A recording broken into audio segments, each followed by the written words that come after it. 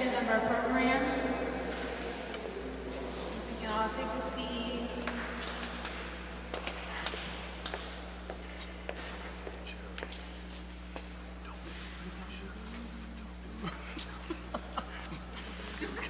Sorry. All right. And this last half of the day, we will have two town halls. And the first town hall is entitled "The Crisis of Capitalism is the Crisis of Young People." And on the panel we have Dr. Montero, Grady Light, Jacob, Brandon Bell, and Jeremiah. Thank you.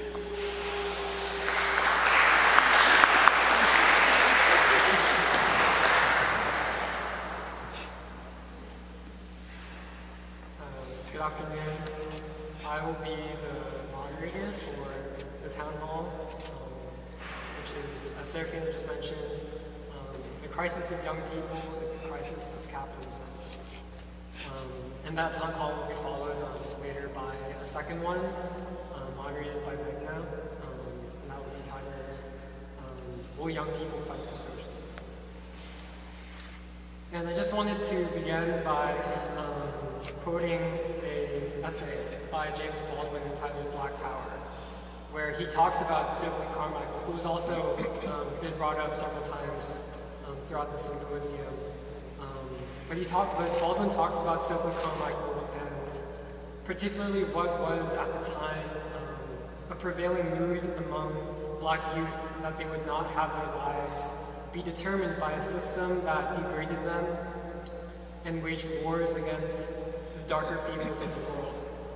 And although Baldwin disagreed with Stokely on certain principles, both ideologically and strategically, Baldwin nonetheless took Stokely's case, in which he was attacked by the government for opposing the Vietnam War, and he used it as a way to raise the fact that the existing capitalist system in the West was opposed to the self-realization of the potential of young Black people. And Baldwin writes, quote, "All Black Americans are born into a society which is determined, repeat, determined, that they shall never learn the truth about themselves or their society, and which is determined that Black men shall use as their only frame of reference what white Americans convey to them of their own potentialities, and of the shape, size, dimensions, and possibilities of the world. And I do not hesitate for an instant to condemn this as a crime. To persuade Black boys and girls, as we have for so many generations, that their lives are worth less than other lives, and that they can live only on terms dictated to them by other people, by people who despise them, is worse than a crime. It is a sin against the Holy Ghost." Now, I may not always agree with Stokely's views or the ways in which he expresses them. My agreement or disagreement is absolutely irrelevant. I get his message. Stokely Carmichael, a Black man under 30, is saying to me, a Black man over 40, that he will not live the life I've lived, or be corralled into some of the awful choices I've been forced to make. And he is perfectly right. The government and the people who have made his life and mine, and the lives of all our forefathers, and the lives of all our brothers and sisters, and women and children, an indescribable hell, has no right now to penalize the Black man, this so despised stranger here for so long, for attempting to discover if the world is as small as the Americans have told him it is. And the political implications involve nothing more and nothing less than what the Western world takes to be its material self-interest, end quote. And I think Baldwin here is making a very important point, which is, just to restate it, that the interests of the ruling elite in the West are opposed not just to the interests, but to the consciousness and the aspirations of young people, particularly young Black people. And so for this town hall, we're going to talk about the crisis of young people. And also, as you can see, this panel is comprised all of men, so in particular, we're going to talk about young Black men and young men of color. And we can find some general statistics related to the topic of this town hall. For instance, nearly a quarter of Philadelphia lives in poverty today, and 2/5 of children in the city live below the poverty line. The official unemployment rate is around 12%, but this doesn't account for the rising number of people, particularly black men, who have dropped out of the labor force altogether after decades of deindustrialization and ruthless financialization. More than 60% of the city's poor who are of working age have no job and are not looking for one. Only about half of the city's population is functionally literate. Gun violence is the leading cause of death for black men between the ages of 15 to 34. And put together, all of these numbers are very sobering. But Henry Winston would say, as he did when he was organizing the Young Communist League and in the speech that he gave to the Young Communist League in 1940, that we have to go beyond the statistics and ask questions like, what do we know about these young people as human beings? What does the society tell them? What choices do they feel that they have? These are the questions which we will try to address in this town hall today. And with our four speakers, we really want to try to understand the life world of the younger generation and what it reflects about the state of the system in which we live. And just briefly to go over the format for this discussion, we're going to begin with some opening remarks from each speaker for a few minutes, followed by a few questions from myself and then questions from the audience. And we're going to have an open discussion with the audience and the speakers. And just to reintroduce our speakers today, I'd like to mention that we were supposed to have Gregory Muhammad, who is a member of the Nation of Islam, and the coordinator for the Nation of Islam's Prison Reform Ministry, supposed to be on this discussion, this panel, but he unfortunately could not make it. But we are joined by Dr. Anthony Montero, who, as you know, is the founder of the Saturday Free School, a former member of the Communist Party, who was mentored by Henry Winston. And we also have Grady Lights, who is retired from SEPTA's Planning Division, if I heard that correctly? Administration, and who is deeply involved in art advocacy and social justice. We also have Brandon Doe, who is a member of the Saturday Free School. And we also have Jacob Harris, who is a member of the Saturday Free School and also a member of the W.B. Du Bois and James Baldwin Reading Collective and an actor. And I'd like to begin by opening it up to Dr. Montero, if you, or actually no, Brandon Doe, if you want to start. Yeah, okay. Brandon.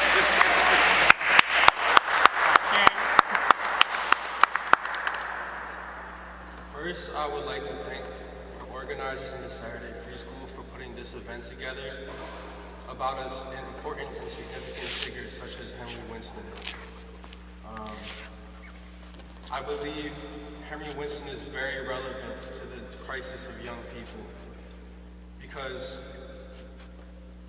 we live in a society that is increasingly divided, and in the way that James Baldwin said, people are afraid to speak. And I think that's what I want to do in my presentation, is to get under the foundations of this society, but also to talk about how history and experience completes one another. And then in the discussion, hopefully we can talk about the ideas that lead to a higher form of human agency.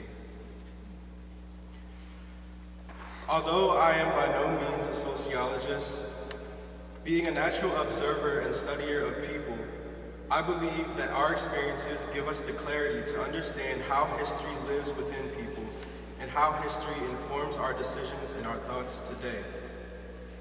I've been fortunate enough to meet strangers from many different walks of life. I received my education from family, friends, and strangers, all of whom fit into the different categories of society. I understand tragedies occur on both sides of society, affecting both the haves and the have-nots. However, what they all have in common is that they are afflicted by the same crisis of values that is connected to the system that controls and governs this country. The aim of my presentation is not to go into detail about how different people are oppressed and the differences of their oppression, but rather to present how I've seen the ruling class imprison the American people in fear and pessimism, and broadening the conversation to discuss ideas that lead to higher forms of human agency and how to present them to the youth. It wasn't until I read about world history that I began to see the significance of my birth date and began to put my experiences into a clearer perspective. I was born only 3 years after the collapse of the Soviet Union, the central organizer of world peace. The world peace movement bridged the people of America to the rest of the world. It was furthermore what connected the American people across racial and cultural boundaries to one another. Some of the questions presented to me were, if our country spends billions on war, then what will be left to give towards our children who suffer under a decaying educational system? Why is it a priority to use this money for the enslavement of other people rather than to pay our workers a fair wage that they can use to provide for their families? Peace was and is an issue that affects the American people, is what I began to understand. I learned that if you were a black worker who wanted to unite with white workers in the fight for better wages, you could be called a communist. Or that if you believed as a black man that Vietnamese people who were fighting for their own freedom from the same oppressors are your brothers, then your livelihood could be taken away from you. There are indisputable parts of American history where sympathizers to non-Western countries and peace organizers were labeled as agents of a foreign government, thrown in jail, and even put in the electric chair. It is important to note that it wasn't just people who called themselves communists who were attacked by this agenda, but simply those who had the heart and the courage to stand on truth. Once I learned all of this, I realized that today is not so different. The notion that has been proven to be true throughout the movements in world history, that the liberation of you is inseparable to the liberation of the world, has been removed from our educational system and all forms of public discourse. The upholders of that notion, such as James Baldwin, W.E.B. Du Bois, Martin Luther King Jr., the Honorable Elijah Muhammad, have all been demonized or deliberately misinterpreted to confuse our generation and remove them as models to look up to and learn from. Any attempt to revive the spirit of unity is attacked. Today, it is harder than I can ever remember to have an honest conversation without someone accusing you of being transphobic, homophobic, fatphobic, xenophobic, and racist. I can see how this leads to the criminalization of young men and stagnates their growth toward manhood, making them afraid, beating them into a point of submission and cowardice. I can see how men are taught in rap music that it's cool to kill your own brother or to aid the destruction of your own people by selling drugs. Both the drug dealer and the drug addict see no viable way forward besides the destruction of oneself or the destruction of others as a means of uplifting oneself. This is reflected in the philosophy of the U.S. war machine as well, which aims to build our nation off of the destruction of other nations. I can see how women of color have been conditioned to celebrate their own degradation by turning against their men and giving themselves up to the white man. I often ask myself, what kinds of sons will these women be raising? Right. What happens when children look up to celebrities instead of their parents? Because they are taught that you're not worth anything if you don't have the things that celebrities have. I know from being a witness to it that one of the worst things that can happen to a young father is to have a broken relationship with his daughter. This is one of the ways that the ruling class breaks apart the family structure. Everything produced in this time, the music, film, literature, are geared towards removing our agency and removing our collective struggle for freedom as a choice. People really believe that they are lonely, that no one will understand them, that the world is against them, or that they are unlovable. The vulnerability and openness it takes to build unity with another person has been removed as a part of the still rampant anti-communist war agenda. Once I learned of this history of anti-communism, I can see the great consequence of this bridge to humanity and this sense of common purpose being removed from everyday people. I was able to see America in a much clearer way when I visited Vietnam. There are many poor people in Vietnam, as there are in America. The difference is that in Vietnam, there is poverty as in lack of money. But in America, there is a double poverty. The poverty when it comes to the lack of money, but furthermore, the poverty of spirit. The lack of hope and a strong culture that gets you from one day to the next helps you see that a new tomorrow is possible. Here we lack a foundation that gives you the strength to fight for a better tomorrow. We as a generation are losing many people as the years go by. You see friends and family die by suicide, drug addiction, and violence. You see people thrown in jail. You see people who choose to wander life without direction. You see the once bright and beautiful faces of people you knew since you were in diapers turn dark from the experience of perpetual tragedies and losses. People who are so beaten down that they can no longer live a life with joy. You see the brightness that leaves a person's eyes once they turn to drugs. While this could easily be misinterpreted as a feeling of nostalgia over my past, I do believe that society has descended into a moment of extreme pessimism. I refuse to believe that what my generation is going through can simply be accepted as a normal part of life, but rather it is a reaction to a society that is increasingly decadent, hopeless, and uneducated because the ruling class of this country aims to expand its rule over Asia. Through my education, I was able to see that for the purveyors of war to be successful, they had to inflict on our country a worldview that stoked the flames of division and fear. I can see how my generation as a whole, directly, indirectly, mentally, physically, and spiritually has been affected by this. I often think about the ideas that could save the lives of so many young people in our generation who are living without a future. Those who feel ashamed of themselves because they feel like there's nothing they can do to change their lives for the better. Those who haven't fully understood how precious life is and how meaningful their time on earth can be. So they live recklessly because they don't believe that they even have a future. Most people do not believe that they can determine their own destiny. They are taught to believe that. But history proves otherwise. How did the civil rights movement instill in young people the courage to take part in the freedom rides through the white supremacist areas of the South and become new human beings in the process?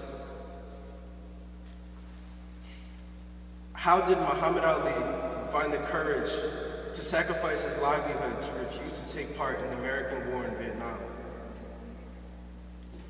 How did the teachings of the Honorable Elijah Muhammad raise the living dead, the drug addicts, the criminals, the prostitutes, out of their slumber and transform them into upright men and women who saw their common destiny in the oppressed peoples of the world? What changes would take place in the hearts of young men of color if they were told that we are Asiatic black men, or that we are a part of a world house where people of all races and religions are to live in peace and harmony, and that it is their responsibility to make this a reality? What will happen when they are told that they belong not to one race or religion, but that they are citizens of the world, and that they have brothers and sisters all over the world waiting for them to take their hand in struggle? Perhaps some of the people who we lost would be alive today if they were presented with these ideas. This should motivate us to continue to fight for the future and to fight for the generations to come, for people to take pride in their manhood, for them to become agents of positive change, and to create a world where peace is seen as the only future for mankind. My generation needs new ideas that build off these ideas of the Black freedom movement and the anti-colonial movements. They need them to rise above victimhood, to refuse to remain products of their environment, and to become changes of their environment and the world. And I'm excited to discuss them with you all today.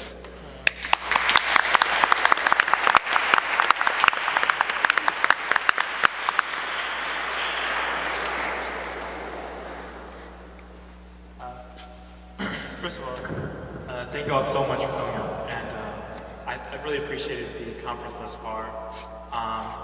Before I get into my presentation, I'd actually like to say two things. One being that, you know, the questions that Brandon was asking just now are not rhetorical. He's not trying to convince you of something. Those are serious questions that need to be reflected, that I feel, that I wish to reflect on, you know, and I feel that need to be reflected on in order to understand how could a Muhammad Ali stand up? How? You know? The second thing, I wish I had a Baldwin book on me, but James Baldwin, on describing Malcolm X, described him as, you know, he was a genuine saint.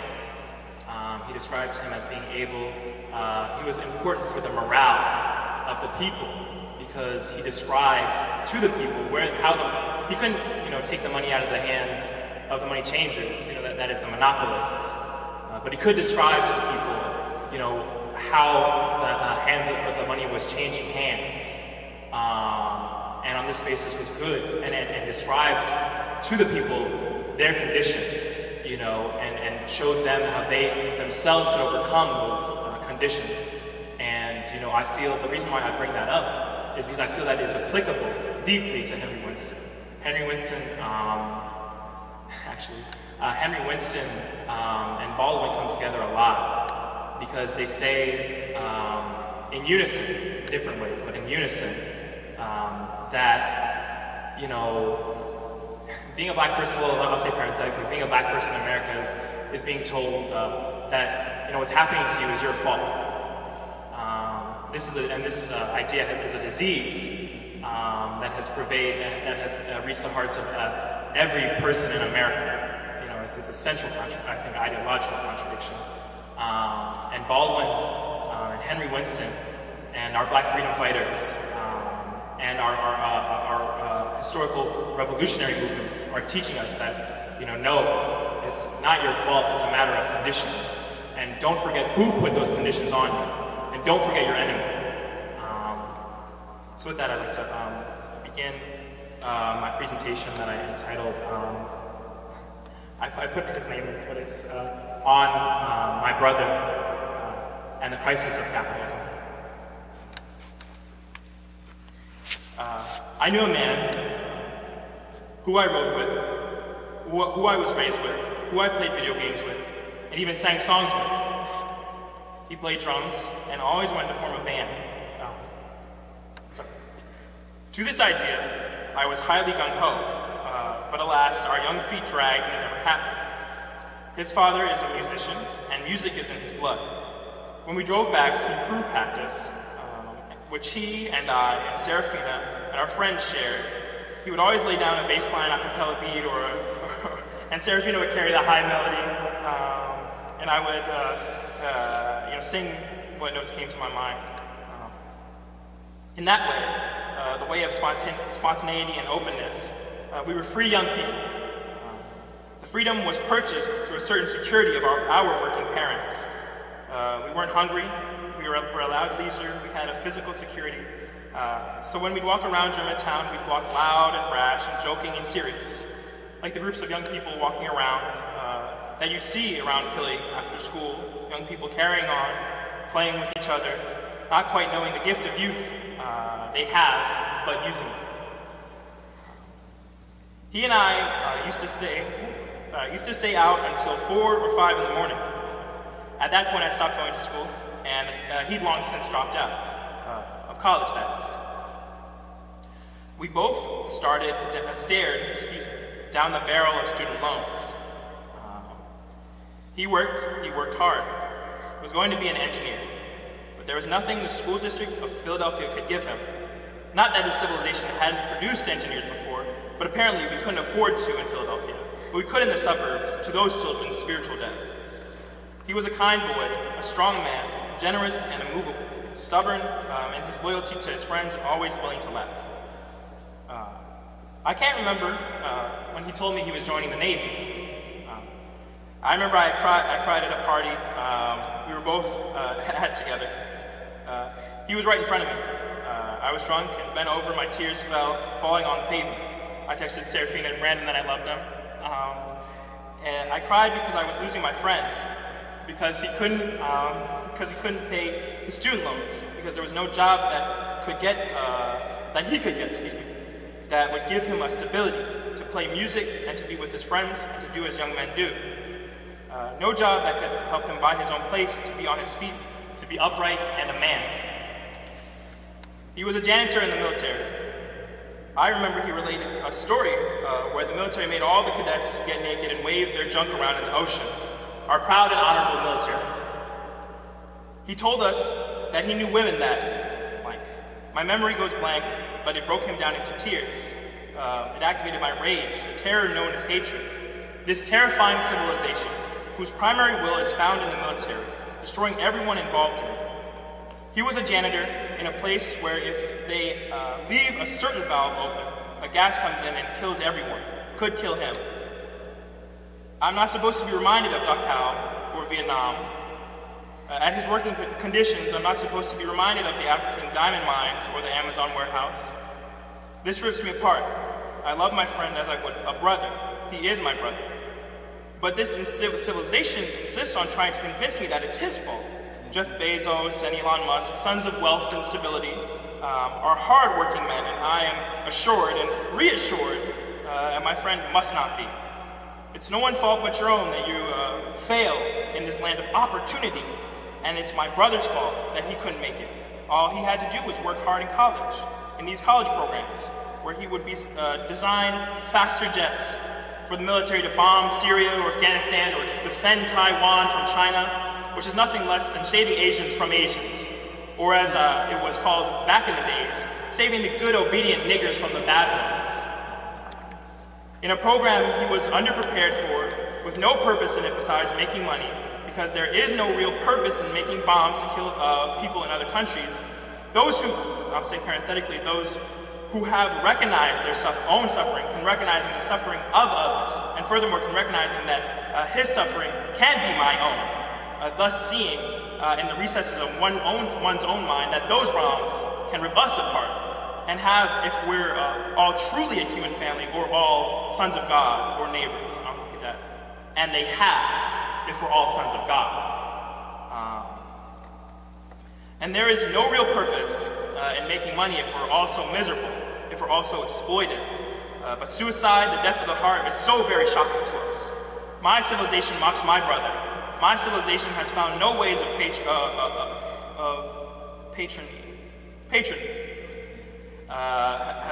has found a bunch of different ways of patronizing him. LGBT problems are supposed to be more important than the ones my brother, our neighbors, we all face in the land of equality. Black lives are supposed to matter, even though no one of the college students that make up Black Lives Matter, know my brother or his struggles. All white people are supposed to be, all white people are supposed to be racist, and my brother went to a primarily white college, had a white best friend, and a couple of half-seats. America is supposed to be a progressive country, but my brother has to give his 6 years of his life to pay back student loans, sounding quite like indentured servitude. America is supposed to no longer be a racist country, even though he, a young black man living in Germantown, had not the opportunity to an equal and up-to-date standard of education, whereas in the suburbs they have it, and amongst the super rich there is a grooming of leadership through capital's resources spent on their own children's finest education. China and Cuba and North Korea are supposed to be authoritarian, genocidal countries, but if my brother had been born there, he would have felt free like Robeson and owned a home by now. I see a picture of my brother now. Recently he posted one. His eyes are a little harder to read fully. They're more black and perhaps that is lighting. I would believe it is, because the man I see in the picture is still my brother, has held on to his humanity, and has held it because he is strong and comes from a good family.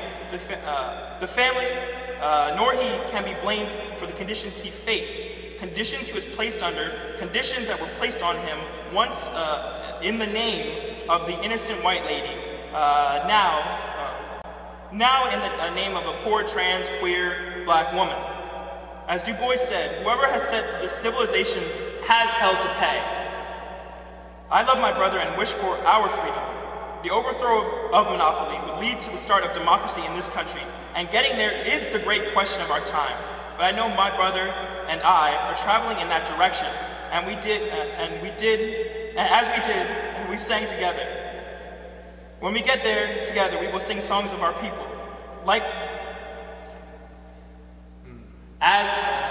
but in the long meantime, Nina Simone sings the aspirations of our people. I wish I knew how it would feel to be free. I wish I could break all the chains over me. Thank you.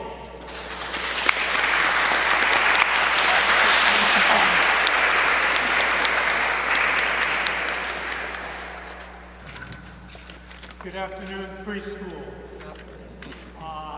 I can't tell you what a warm blanket I'm feeling right now, sharing with you, the chill in the room notwithstanding.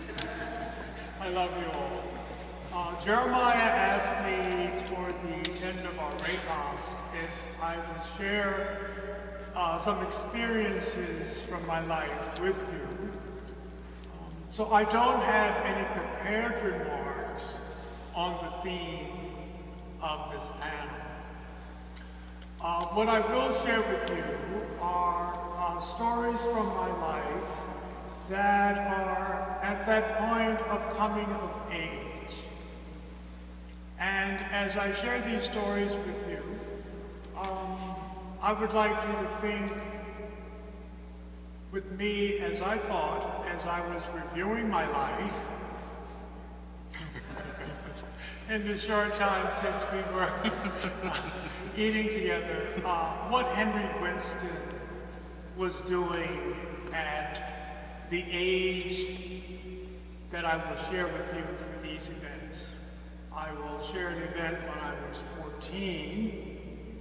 I will share an event when I was in college, when I would have been about 20.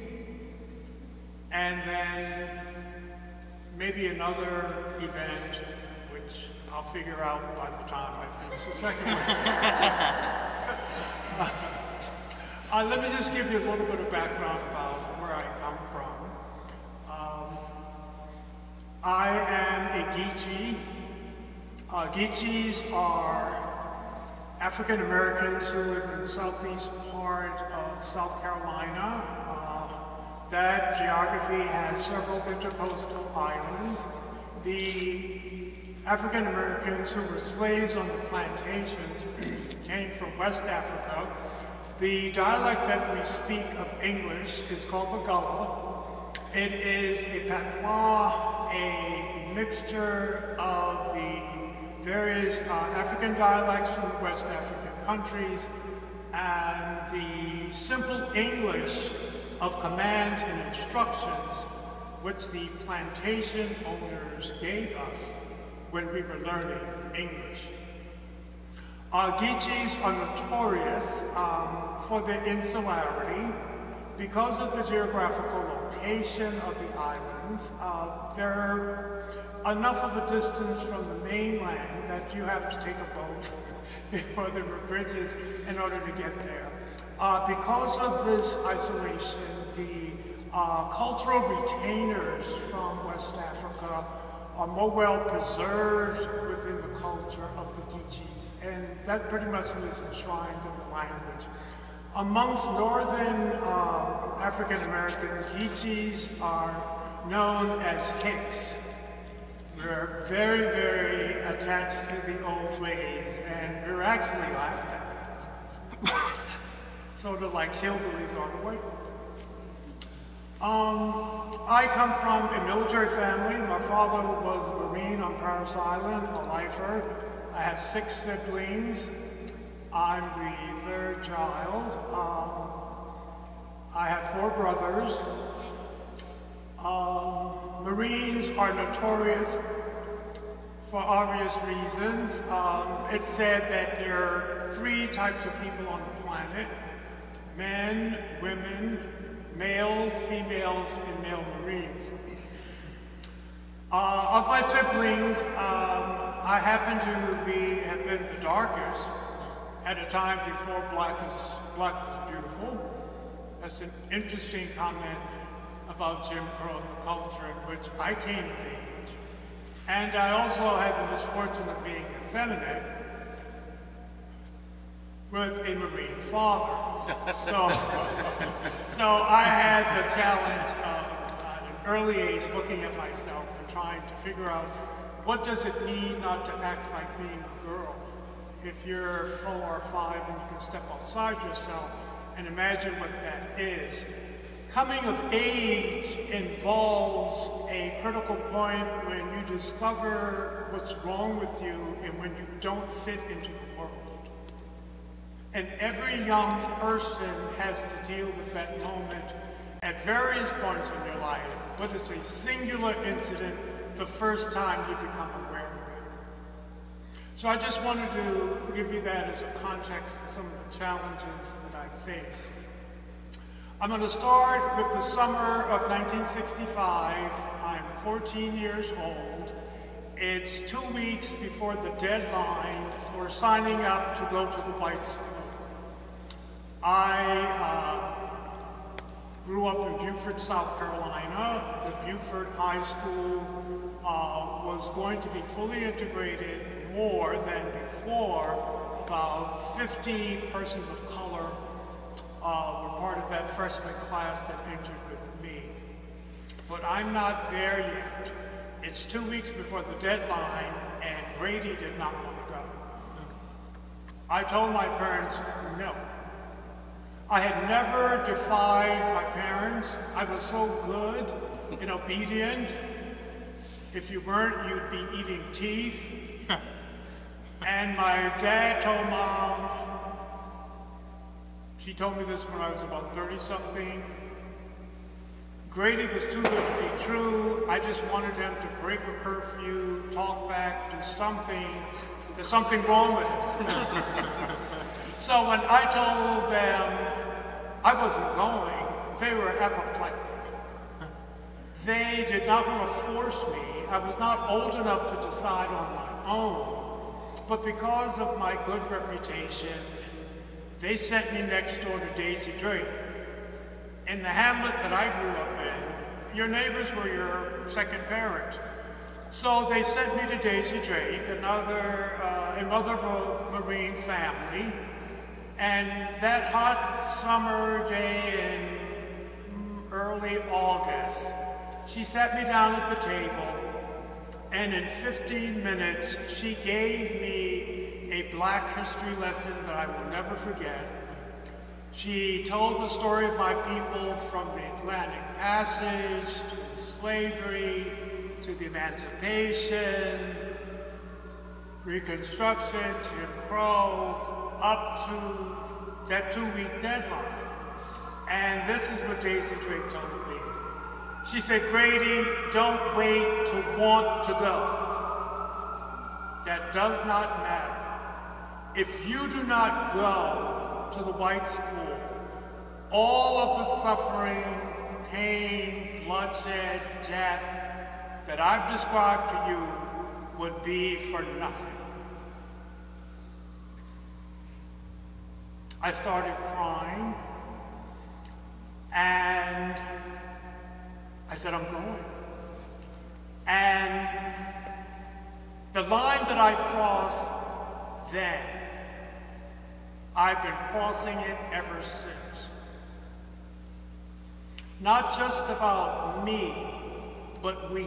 And when you mentioned that was a byword, catchphrase for Henry Winston, I got that.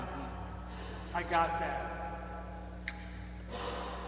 When the school was integrated, half of the upper class in my town built a private academy, Christian academy, which did not require integration.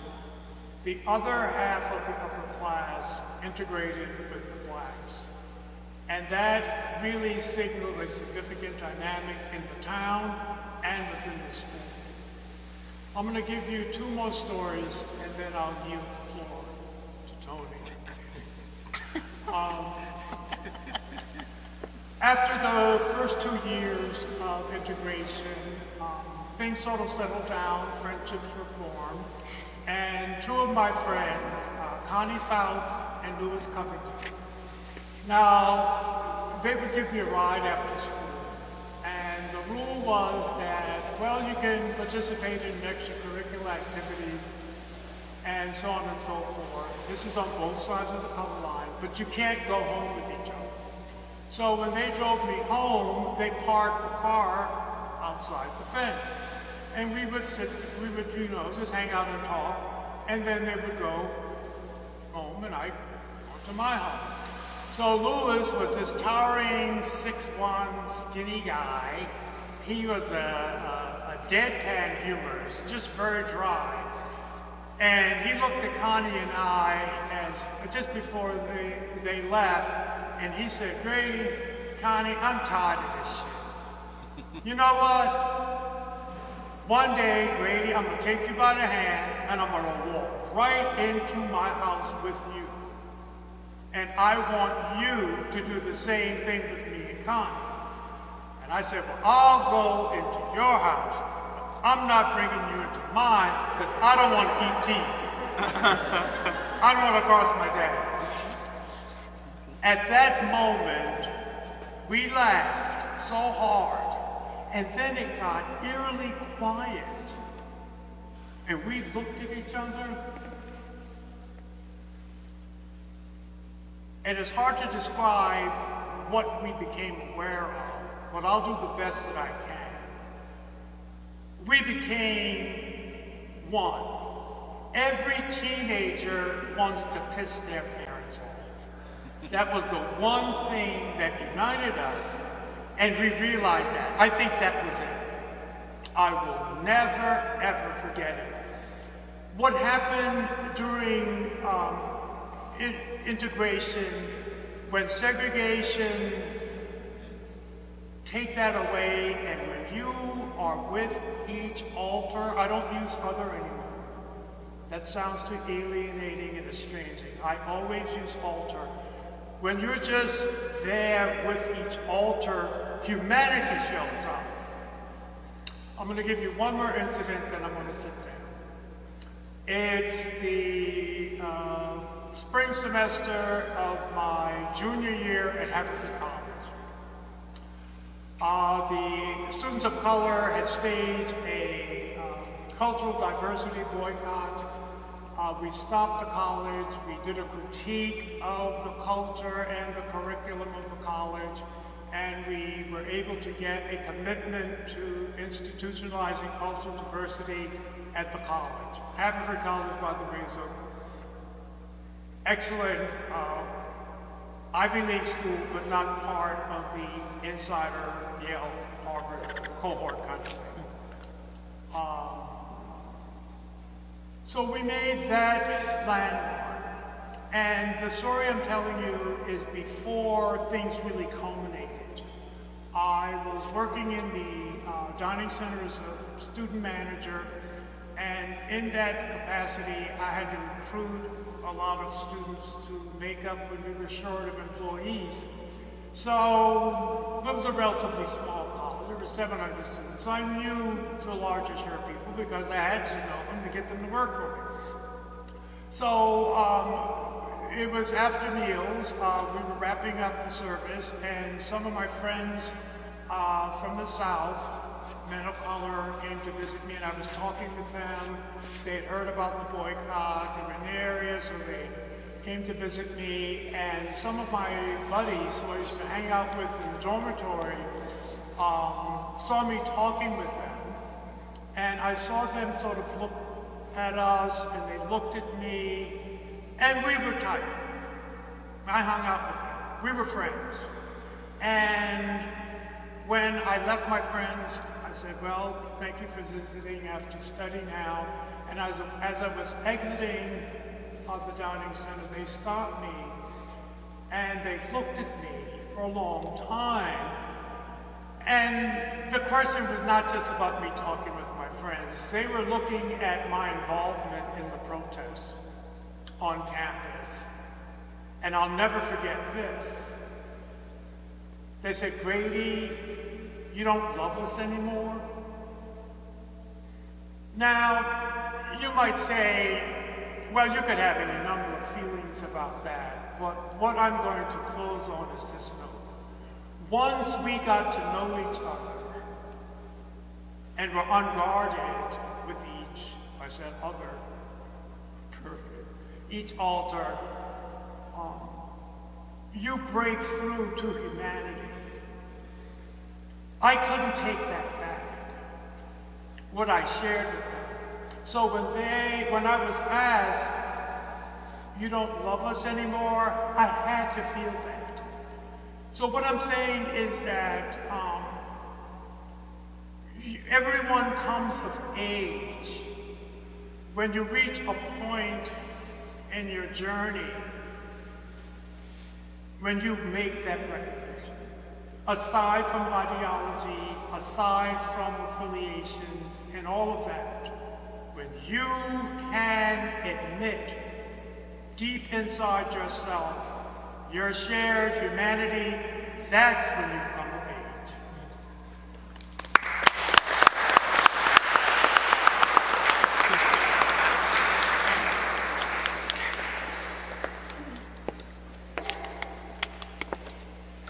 Well, thank you all very much.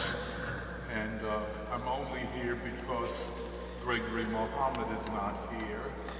And I was looking forward to listening to Gregory Mohammed because I read a post on Facebook of his where he talked about his life. And you know, Gregory Mohammed did a serious long bit in the penitentiary, something like 30 years. And you know, it's not that he is from the poorest family. His brother is a bishop in some denomination.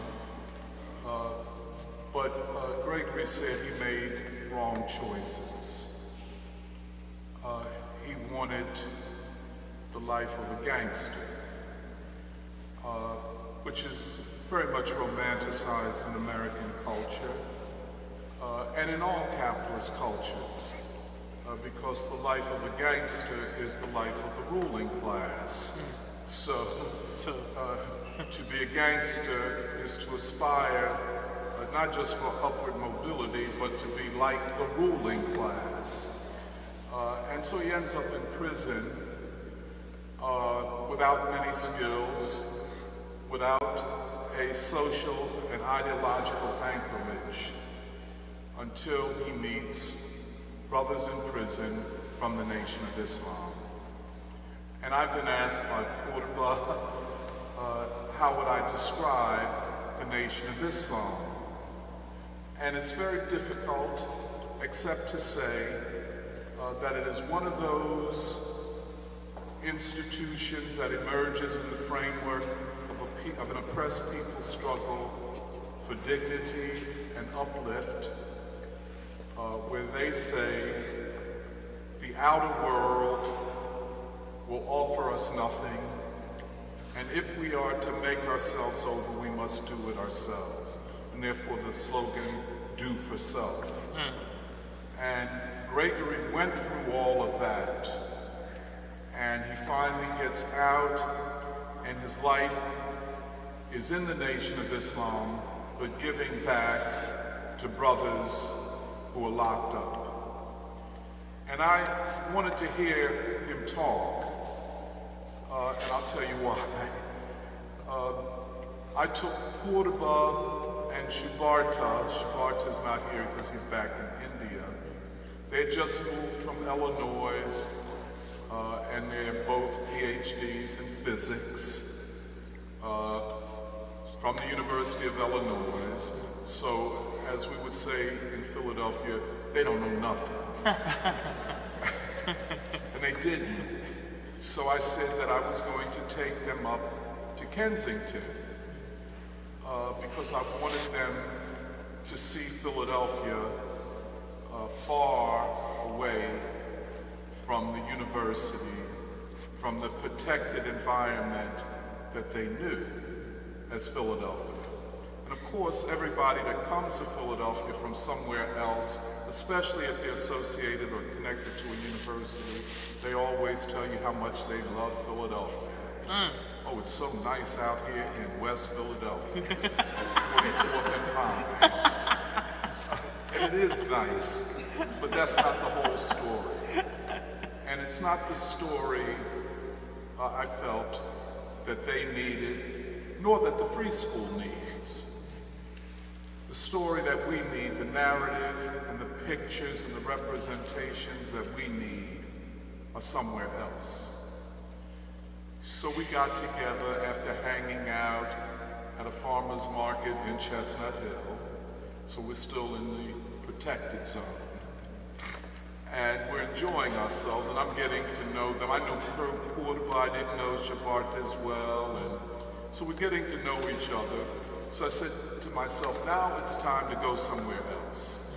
So I took them to Kensington, to the open-air drug market, the most lucrative open-air drug market in the United States. And according to the Philadelphia Inquirer, it makes $1 billion a year.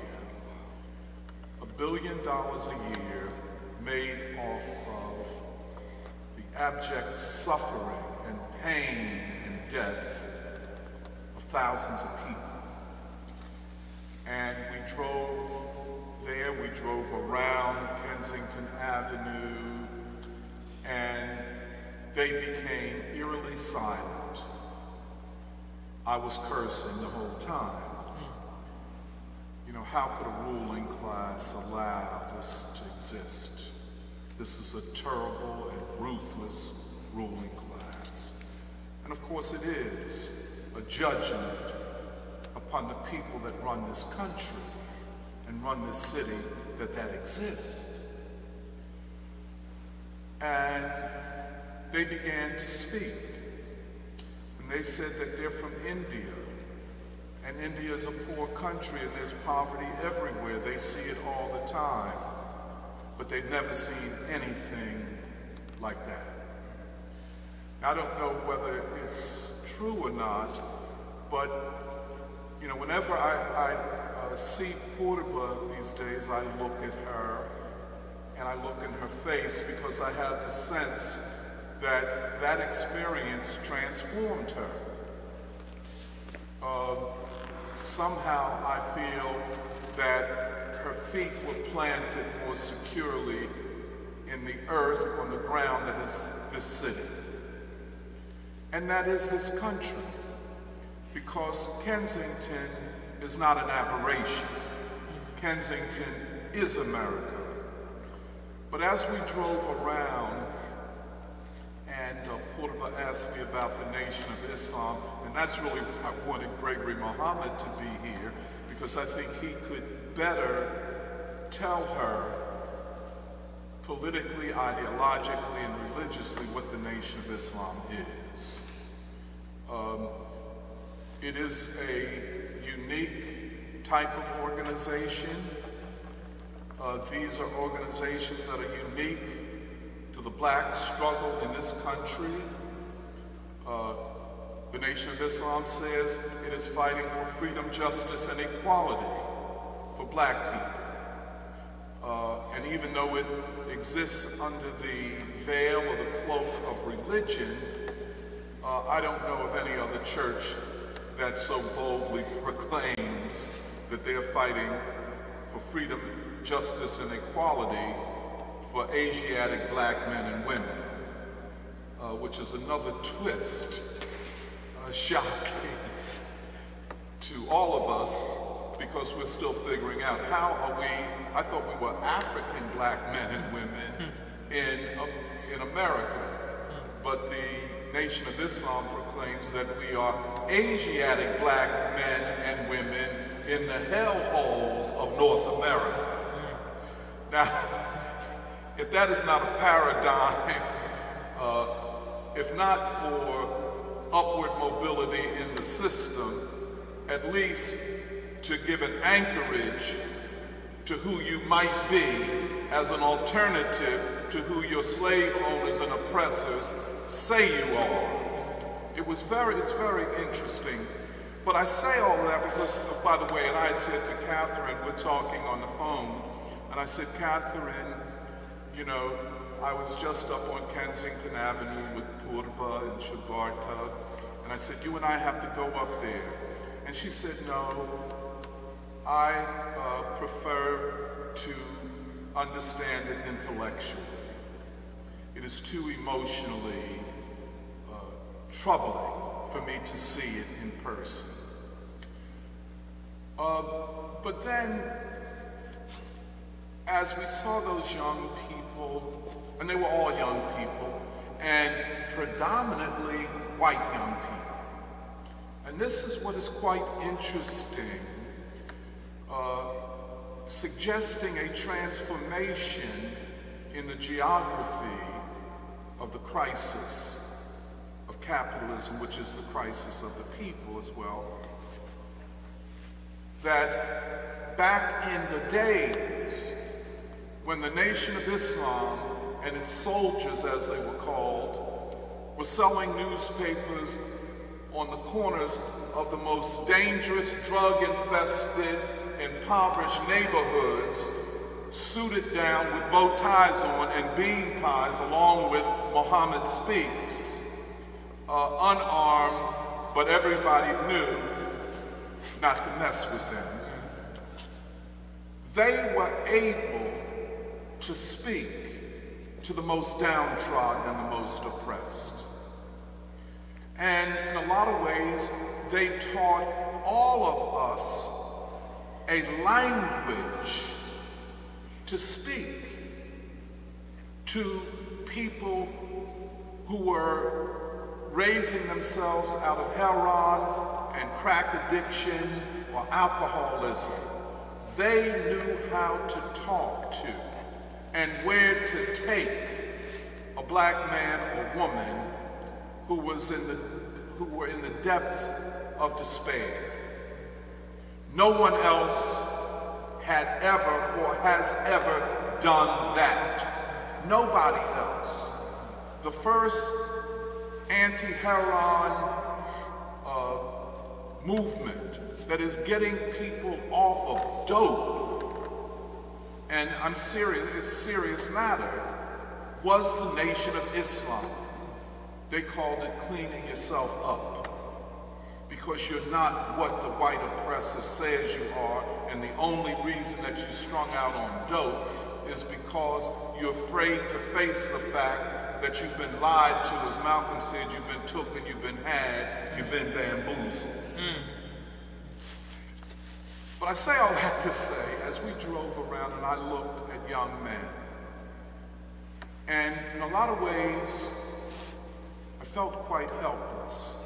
And I said to them, I said, I don't have the language to speak to these young men. And I don't. And there's not a Nation of Islam that could go into a community where there was gang violence and all that that represents and diffuse the situation, where they would go with an army, a cadre of the Fruit of Islam, again dressed in suits with bow ties, and disarm people with guns, without guns, and so on and so forth. You know, back in the days, we political activists operated in those safe zones established by the Nation of Islam. They were the front rank fighters in the struggle to rectify and uplift the most wretched, the most degraded. So I just wanted this to be a part of this, but I wanted to listen to this panel. And because I'm still seeking for the language, the narrative to speak to the most oppressed. And contrary to feminist theorizing, which by the way is useless in the context of an oppressed people, be they Palestinians or African Americans, and really of the poor, because quite as it's kept, in the black community, the most degraded, the most impoverished, the most disappeared, the most homeless group are African American men, and especially African American young men. They've been silenced. They have been canceled even before cancel culture came out. They were told that they had nothing to say and they needed to shut up. In some ways it explains gangster rap, and I'm not upholding gangster rap, but it became a way for young men to speak, and I'll put quotes here, their truths. Probably that is its great value. Somehow it's turned in on them. It did not point to a way out. So I just want to end on this. There's a huge task before us, the revolutionary and progressive forces. And one of the things is to ask the question, is there a Henry Winston on that corner selling dope? Is there a Henry Winston somewhere out there that all we have to do is to get the language to communicate with that person? Remember, Henry Winston said it was being in those parks in Kansas City, Missouri, and those unemployed camps where he heard ideas that he had never heard before. And he said that there is no such thing as human nature disconnected from social relationships. So indeed, those young men, and I don't use the concept that they are lumpen proletariat or an underclass who cannot ever become agents of revolutionary change. They are, at the end of the day, the victims of an unjust and criminal system which has condemned them to short, brutal, violent lives that most times ends up in the cemetery or in jail. Over 60% of them do not graduate from high school. A big percentage of those that do are not able to read or write too well, if at all, and they can't do math or count. They are disabled as participants in this economy. So just who are they? What is their potential? Can they be agents, or some of them be agents of revolutionary change? Can those who rise above their circumstances be the ones who go back and educate the others? I'll end there. Thank you.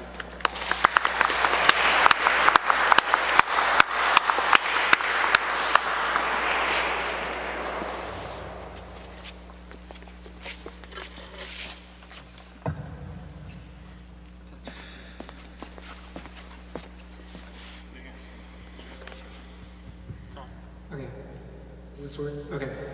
Thank you, Dr. Montero, and all the speakers for giving your opening remarks. I want to start with a question about role models. About role models and how important they are. I think Brandon mentioned this in his opening remarks, but how important models are for young people to develop a sense of self, a sense of responsibility, a sense of morality. And I wanted to ask, what do you think in terms of what kinds of role models are most needed for young people to learn their responsibility?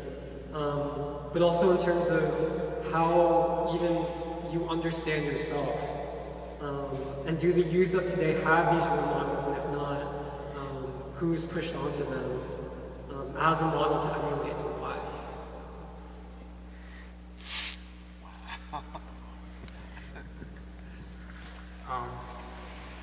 When it comes to role models, that made me think of like a lot of things.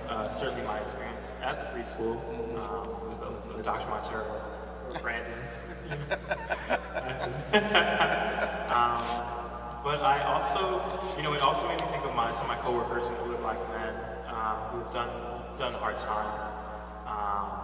And I'd say furthermore that there are other people. And the importance of the role model, I'll kind of get there, but the role model that I kind of came to in my head just in that short period of time was Munchie.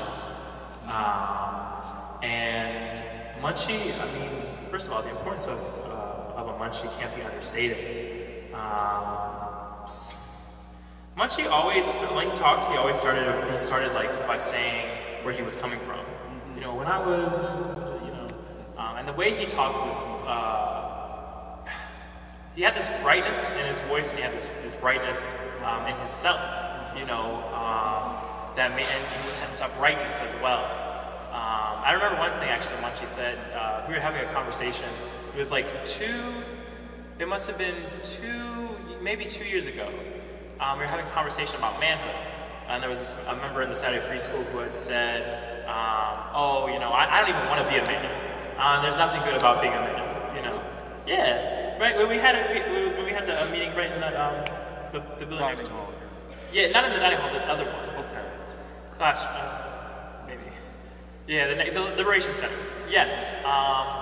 And he said, and it was because I never really heard this articulated, but he had said to me, or not to me, he said to the group, I love being a man, right, like that. I love being a man. And that there's a great beauty in being a man, as there is a great beauty in being a woman. And first of all, to hear something like that articulated is to hear a pride being articulated. Taking a pride in what it is you're doing, in who it is you are, and what it is that you built out of being a man. He was working his whole life down the shipyard. I was talking about the shipyard. And then also, I remember there was a moment, it was the Lotus event that was happening at UPenn on Du Bois. And there was a guy, he had said, Munchie was talking about, how those pastors, they were molesting young people, and some guy had said, move on, next question, and Munchie looked him right in his face and said, this is how we talk. This is how we talk, and to see a man stand up for what he believed in, to state that he was a man. This, is all to answer this question of the importance of a role model, because that's what's necessary. For these young black men, for these young men, for these young women, for young people, period. Actually, Brandon had relayed a story to me from Gregory Muhammad, that he was able to, orchestrate a sit-down meeting amongst two Cambodian gangs.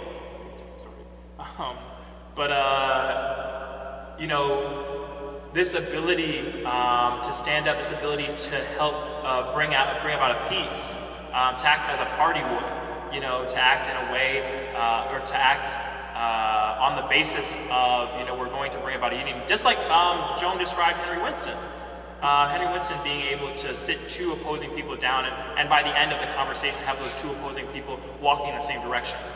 But see, can I raise a question? You see, And I understand what you're asking, role models. It's a complex question, because being a role model for a person who comes from more or less stable conditions is one thing. You say, well, look, sister, look, brother, I don't want you to go in the wrong way. You know, don't shoot that dope. Don't, you know, smoke all that weed. Something like that. You know, get your education. Okay, you could say, well, so-and-so, a grown person, acted as a role model. But what if you are looking at young men who every day of their lives in one or another way are looking at death?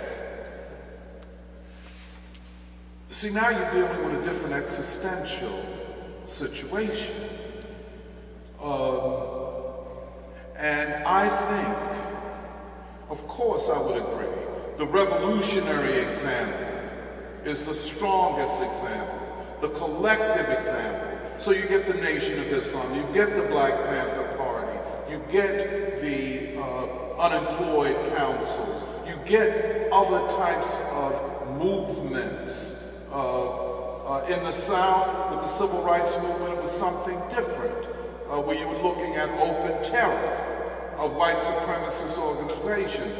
But this urban situation where young men, I mean from childhood, are looking at death. They've seen brothers, they've seen uncles, they've seen fathers, they've seen sisters and aunts killed on the street or killed by dope.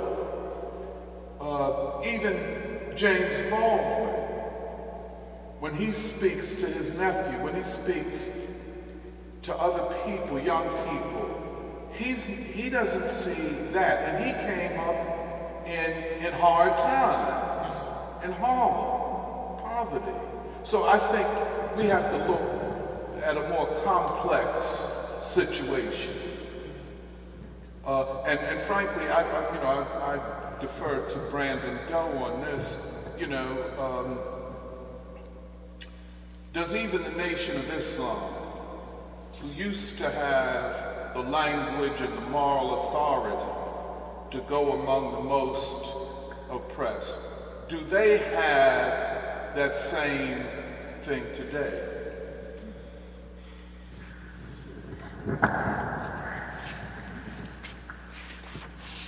I think that's a good question. What Jeremiah asked, but also the questions that Doc is asking. And I think that's also a whole nother challenge that we're dealing with, because I think the oppressed people, especially in this city, have their own language, they have their own mannerisms, they have their own body language.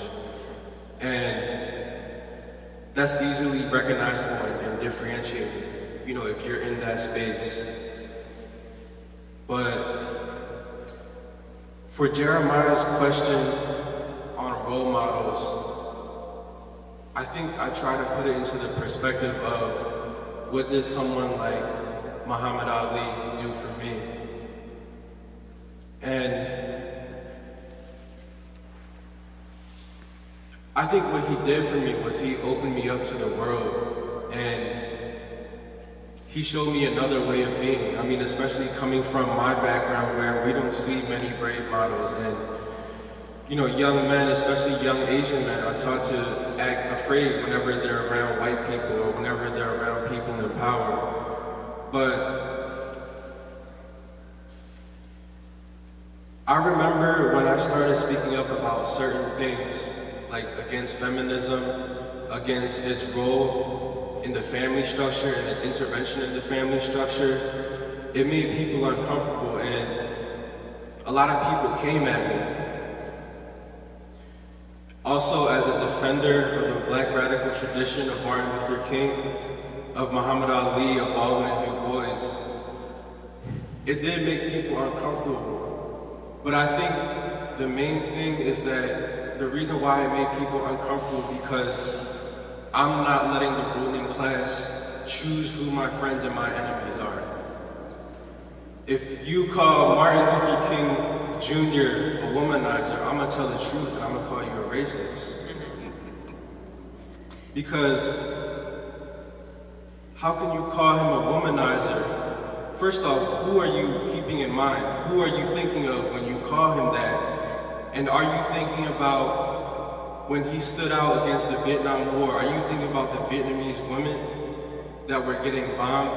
Are you thinking about the black mothers in America who had to see their sons go off and fight in wars where they were put on the front lines and murdered? And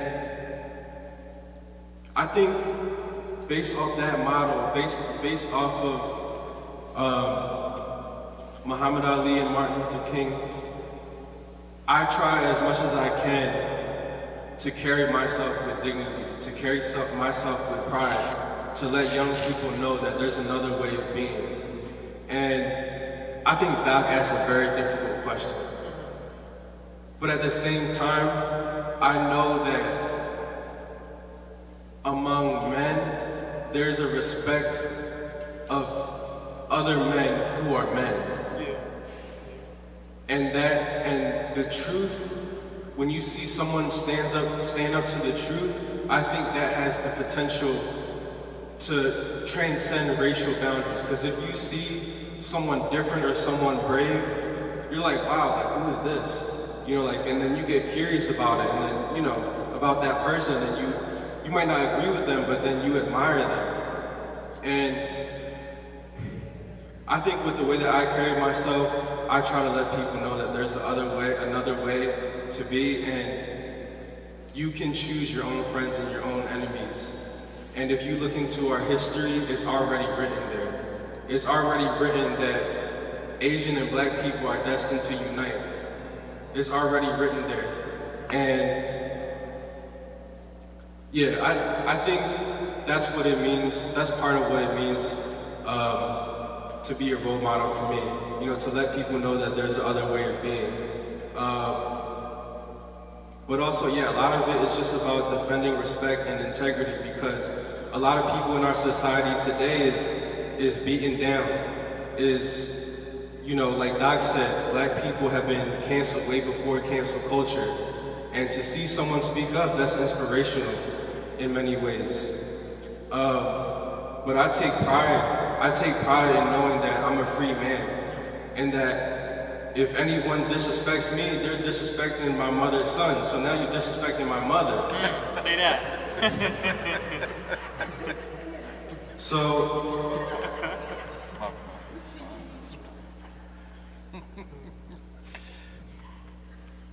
I mean, I feel like at the same time, like, you know, this is very important, and you know, yeah, we do need role models to look up to.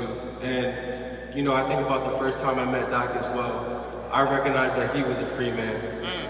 So,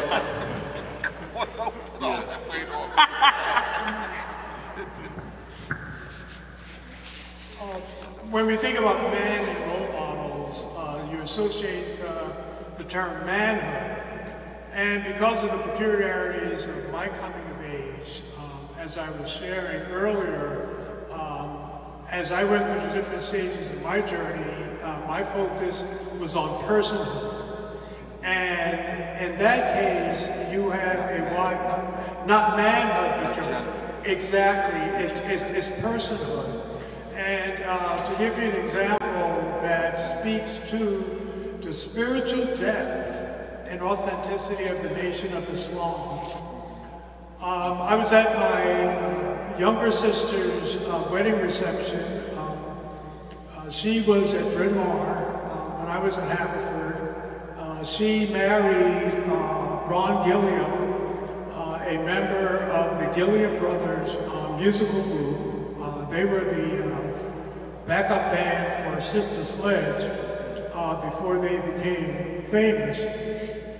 At the after wedding reception hangout at my brother-in-law's family home on Cobb Street Parkway, I was going from the living room through the dining room to the kitchen to get a beer. And Ron and his brothers, they knew everybody in West Philly. And so when he got married, it was a huge event. And in the dining room at the table was a group of about 10 brothers from the nation. And as I went through the dining room, they sort of looked at me. I was always self-conscious amongst heterosexual brothers, because they would giggle at me and stuff like that, and whisper. But this time, they looked at each other as I was coming through, and they didn't speak to me directly at first, but as I went into the refrigerator, they said, "Honest blood." They looked at each other. Honest blood.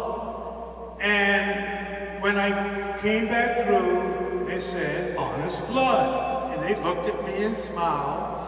And it was pretty obvious what they were perceiving. They sensed my spirit. And they told me to sit down and talk to them. And they accepted me and affirmed me as a man. I have never, ever been so affirmed in my personhood, in my manhood, and it happened with the brothers from the nation. Okay, so I'll talk about personhood, and if you want to look at a model, you might look at them. And I'll close on this note. We read a wonderful essay by James Baldwin when he met Elijah Muhammad. Needless to say, when we read that, did I read that? I think I read it. Oh, you mean the poem? Not the poem, when he went to meet Elijah Muhammad. Yeah. When we were reading that and talking about it, you know, I thought about my encounter with the nation, because Elijah Muhammad said, "I want to talk to James Baldwin." You see what I'm saying? So there you have it. What I said earlier about coming of age and being able to landmark, regardless of age, that point in your life when you know totally, unequivocally, unambiguously that you have connected and can affirm co-humanity that has no politic, no ideology. And when Winston talks about we, that's what he's talking about.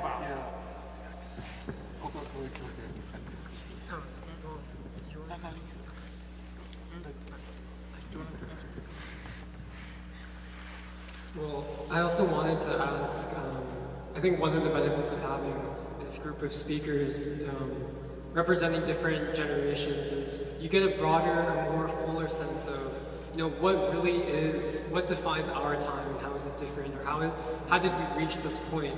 And I think many of you have already referred to this, but I just wanted to ask more directly, like, you know, what today is the sense of possibility or the sense of hope for the future that is felt by the current younger generation, and how does it compare to the past? And actually what you were, Grady, when you were talking about coming of age, it made me think of actually King, when he was standing up against the Vietnam War and saying that America has to grow up. America has to achieve a level of maturity that it may not be able to achieve. And I think, you know, this question of war and what it has done to the American spirit, in addition to all the other material aspects, I was just wondering how maybe that could be connected as well in terms of, you know, like, do people, young people today, feel a sense of even, you know, what Brandon was saying, of agency, of possibility, and how is that different from before? Like, why has it changed?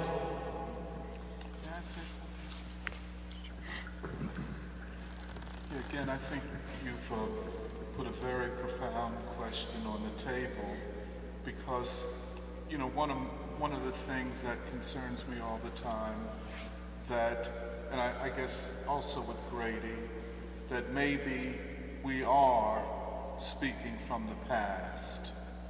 Maybe we do not speak to this time, and of course to the future. I hope that's not the case. We could not have done this symposium on Henry Winston if we felt that the past was dead. And those that are dead, and let's move on to what is now. But, I think, you can imagine if you come up as a teenager and you are seeing not only Martin Luther King and Malcolm X, but Muhammad Ali. I mean, if I might just say, I think Muhammad Ali was such a revelation. Such a revelation. I mean, no matter what type of documentary they do, and they might try to distort him or say that he was duped in going into the Nation of Islam and all that type of thing, it's something about him that always comes out. And of course, myself having been mentored by Henry Winston, such a generous man, a Southern man, by the way,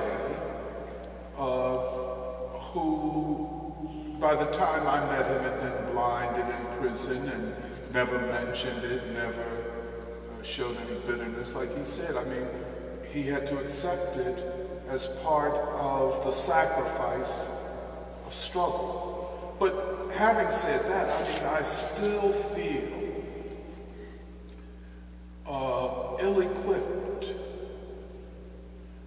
to address the existential needs of a lot of my own people, especially the young. I just want to say one more thing on this. In the free school, and Serafina brought this up last night, the blues.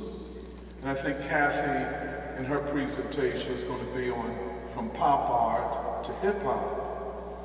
And one of the things that this writer named Warren Longmire says is that hip hop is the first postmodern music,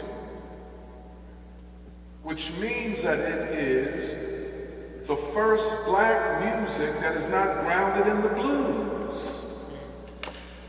Now, that's a frightening thought to me, because the blues, like Du Bois said, is the rhythmic narrative of a disappointed people. We talk to each other through the blues. And I could just name a lot of people: Ray Charles, Aretha Franklin, and John Coltrane. I mean, I don't know. Frankly, I would ask you, what is it like to grow up in a world where you don't have Aretha Franklin or Ray Charles, or for that matter, the Delphonics or whoever? I mean, I don't know what that feels like. So you tell me. I mean, how do y'all feel growing up in a world where that doesn't exist? If you talk to your peers and you say, well, I'm down with Ray Charles, they look at you like you on the pipe. You know what I'm saying? I mean, is that so? I just don't.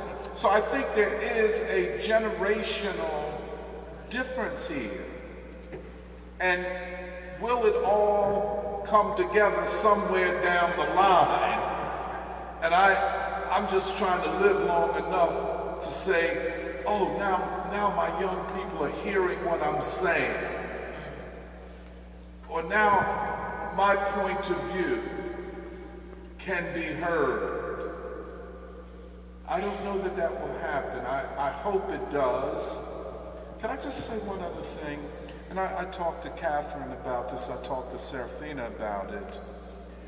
Everybody knows that if the black masses weigh in this current crisis, where you have enormous disenchantment and divisions among the white masses, we've never seen it like this before.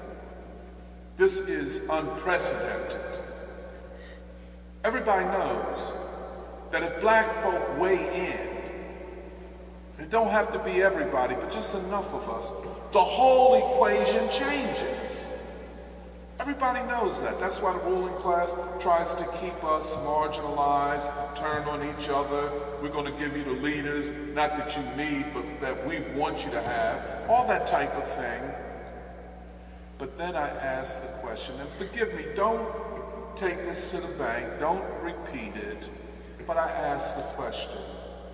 We've given so much. We have given so much. We have changed this country at least 2 or 3 times. Changed the country. Our art, our music is really the American music. I don't care whether you call it country or whether you call it rock and roll. It's really the blues, interpreted through the white experience. You know, not as bluesy, but you know, yes, so we've changed it. Can we do it again?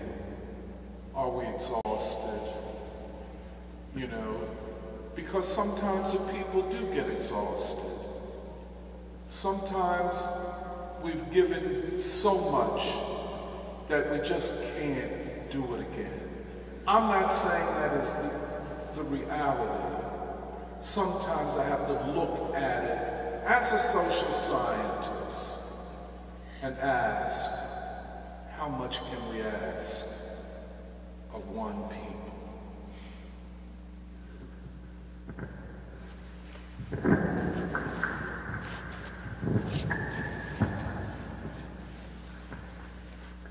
I used to go to this barbershop on Kensington and Somerset.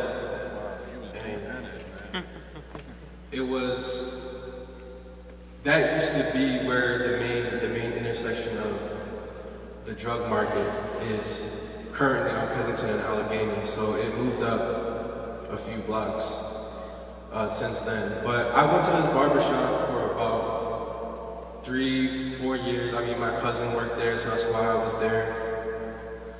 But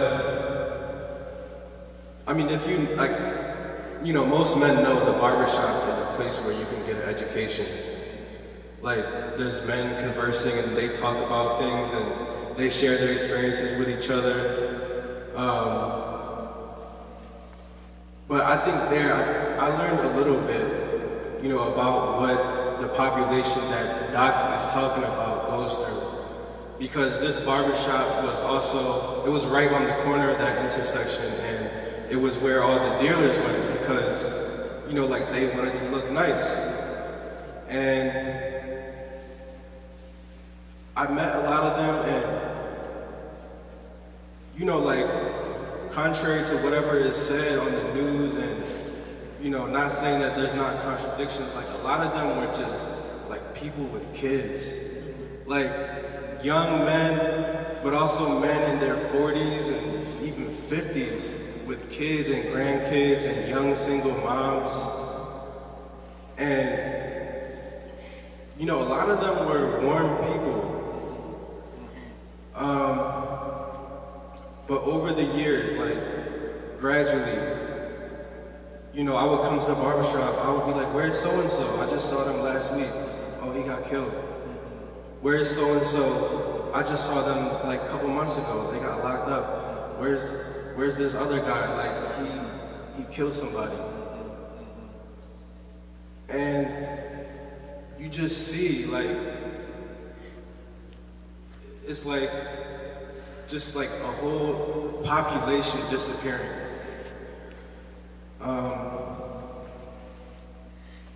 One of the guys that I met, his name was Mitch. I hope I'm not snitching, but his name was Mitch, and he turned his life around. But what was sad about it was that I saw him on the corner one day, so I was talking to him outside, and I was like, hey man, long time no see, because I haven't seen him at the barbershop in a long time. And he told me, like, I just got my life together, you know, like, he was wearing the whole Muslim garb and everything, he got himself together, and, you know, like, he was a young man, he had tattoos on his face, And he was saying that he got his life together, and he now works at Ross. And I was like, it just kind of put everything into perspective, because I was like, damn, like, he's saying that he got his life together and talking about he works at Ross, like, that's something that he should be proud of, which he should be proud of, but it's Ross.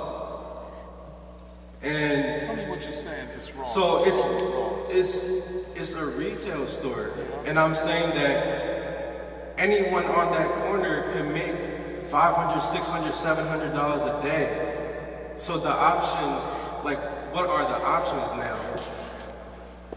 And at the same time, I mean, about the blues, like, what I noticed is that, you know, oh, and by the way, a lot of these people that are selling drugs there, the black people that are selling drugs, they're not from there. They're from places like Richard Allen, Raymond Rosen, like around the other side of North Philly. And they're selling it to white people, which is also an interesting dynamic. It's an irony. Right. It's a real irony. And if I could say, that's, you know, that in itself is, you know, just unexplainable. I mean, how did that happen? I grew up in a heroin neighborhood, and I saw black people selling heroin to other black people, you know, but all of these white people slung out on the street, and all the people selling dope to them are these young black men with white t-shirts and jeans and white sneakers. I mean, it's what?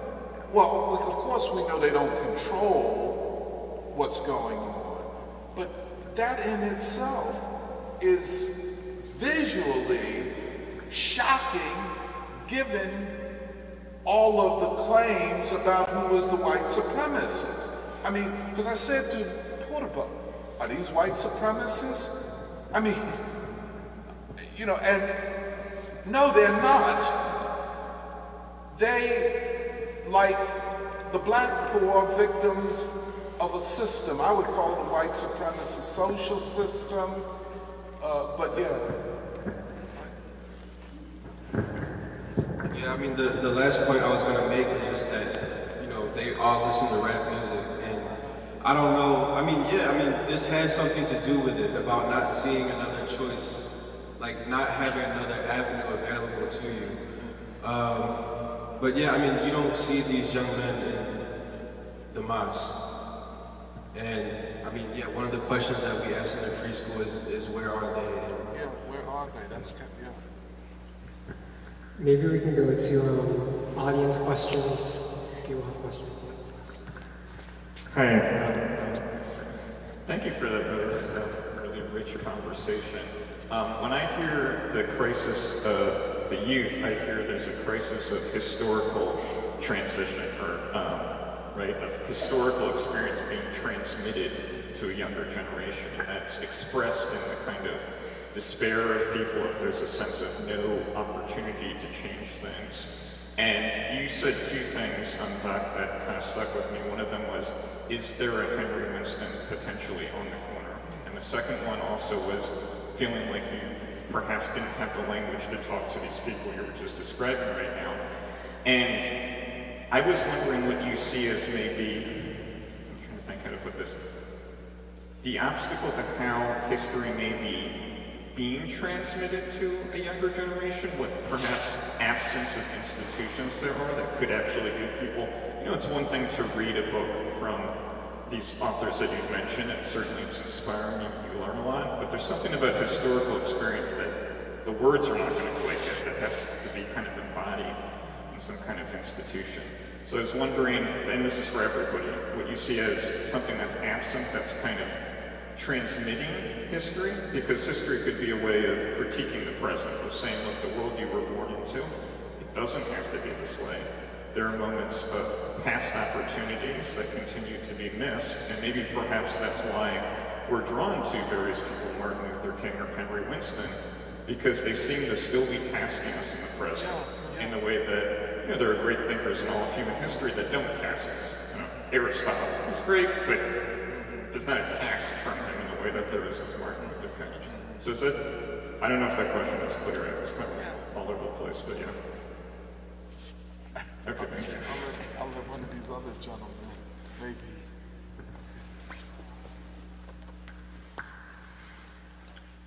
Just to be clear on the question, you're kind of asking, how these people, those historical moments, how they would cast us. And is that kind of along the lines of what seems to be blocking the historical experience of, let's say, the Black freedom struggle, as you mentioned, it has to be passed down to new generations in order for them to take it. I hear what you're saying, Danny. What he's asking, if I'm correct, is here is a people who have waged such a magnificent struggle, produced all of these magnificent people, and you ask the question, but has that been passed on? Is that kind of in our cultural DNA? Or has it been weakened even in our own memories? Danny, if you ask me, I'd have to say, I don't know. I don't know, man.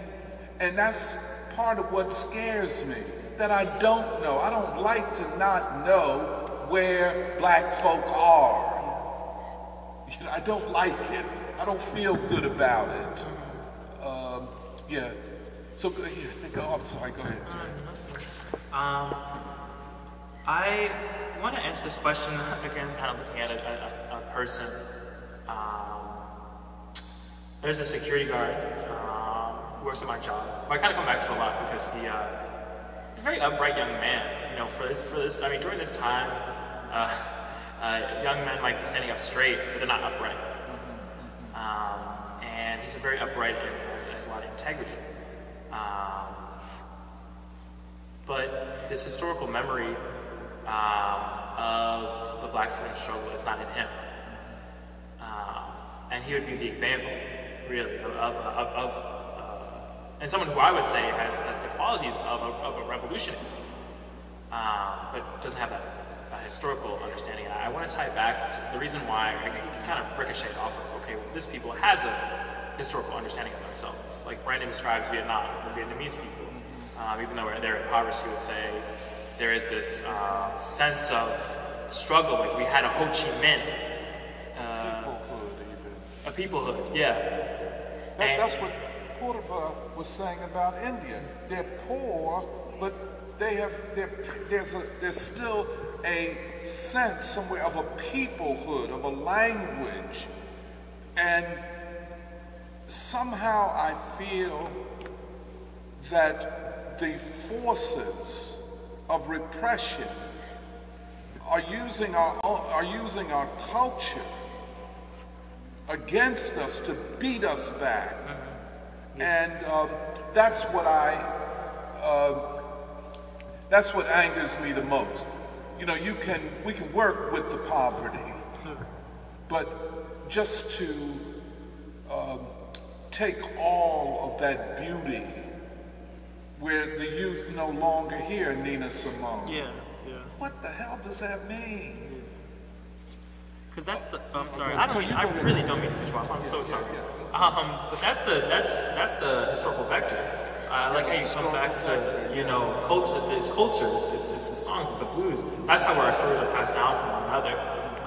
It was this thing Baldwin talks about. It's a slave song. Steal away. That's we're trying to move. We're trying to go off the plantation. And the blues, they convey stories that convey how we made it over. My soul looks back and wonder how I made it over. Do you know what I mean? And then there's, there's R&B and Marvin Gaye and what's going on. There's all these. And Curtis Mayfield, like The Making of You or The Other Side of Town. We have these songs that conveyed our struggles and conveyed who we are. And there was a deep type of unity in the culture that we. Yeah, the culture contributed. Popular culture contributed to unity. I always say to Serafina, she's a jazz singer, but I always say, okay, she's not. But I said to her that I wanted her to become a R&B singer.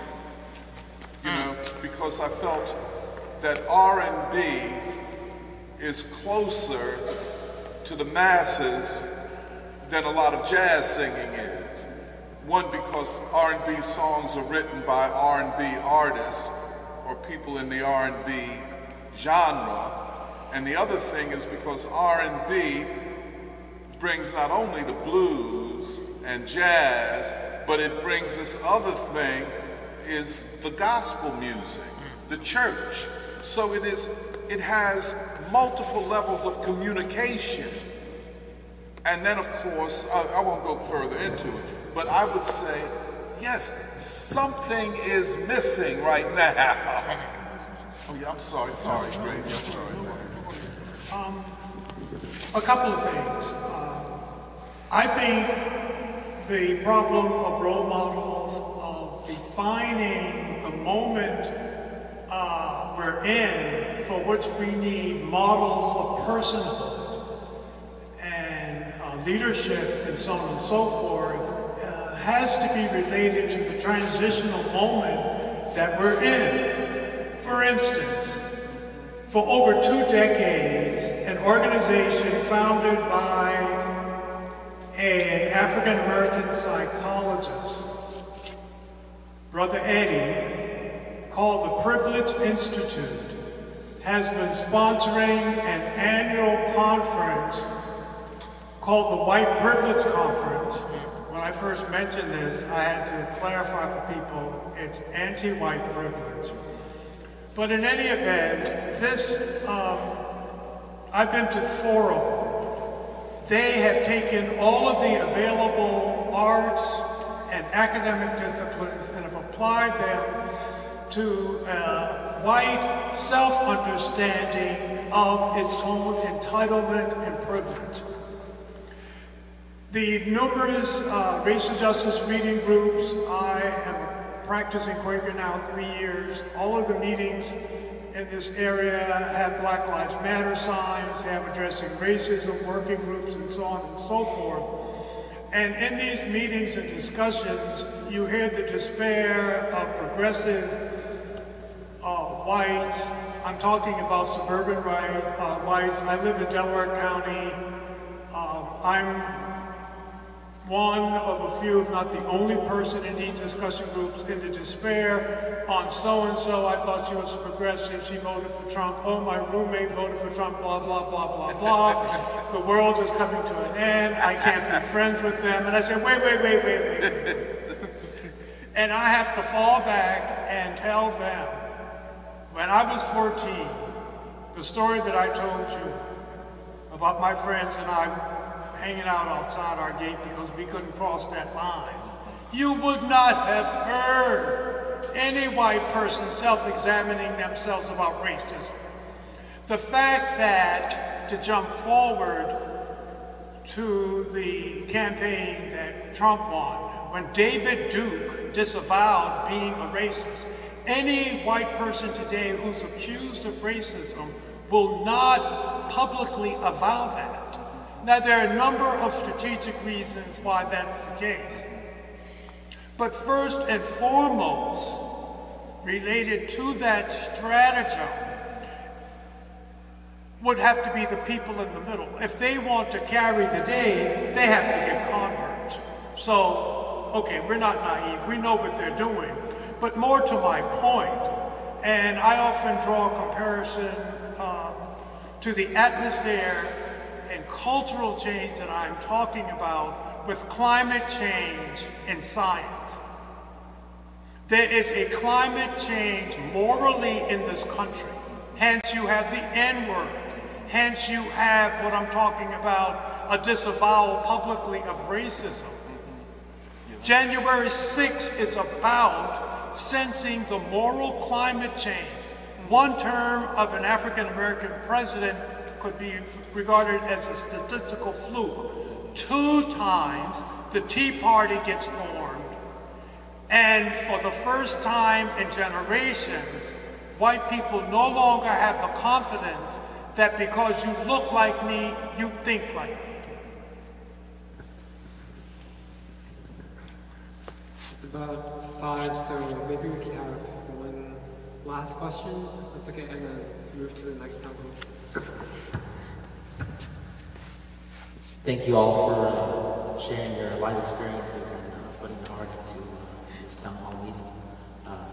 My question is around the idea that I get from King of the soul force, the application of your humanity to someone else, so you can feel something, know something with your heart, even if you might not necessarily understand it or know with your brain. When I think of King's time, he applied that to people with the most hatred, highest hatred in their heart, that made it impossible for them to feel a human brotherhood. And this was part of he had a greater strategy of taking on the great spiritual crisis coming from the evils of racism, militarism, and economic exploitation.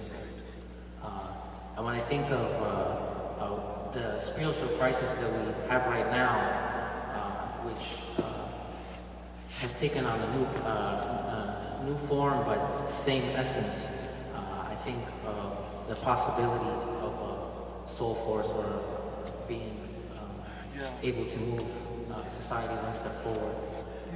So I wonder where you guys feel this is most needed and where it can come from. You talked about the difficulty that Black people face right now, having really carried this country forward for so long. But you see what that problem is. I mean, the problem for Black people and the problem for the country. When the nation has so relied upon Black people in times of crisis to pull the nation's chestnuts out of the fire. Can we do it again? And what should we expect if we do it again? Is it just that we give it all and get little in return, where others benefit more than we do? And these are questions, like Brandon said, you will hear discussed in the barbershop. You'll hear discussed all over the place. You know, is it worth it? That's what and that's not among, the young guys on the corner. I mean, this is in general discussion. This is in Cobb's Creek, in neighborhoods with a lot of Black professionals like teachers and lawyers, where people are saying, we've been betrayed by the Democratic Party. They were saying this on election day. We've been betrayed by the Democratic Party. We've been betrayed by the Black misleadership class. Is it worth it? You hear this quite a bit, and you're right. That soul force, but a Martin Luther King, I mean, where are we going to find that again? But but I think that's part of the task of the free school, to continue to study this. Michelle Liu and the Lotus Collective are moving more to sociology. And I know Magna's work is in sociology. And we have to understand what is going on more than we do at the present time. And I think this might help to begin that. Does anyone else have anything to add? Okay, with that, I think we're going to move to the next town hall.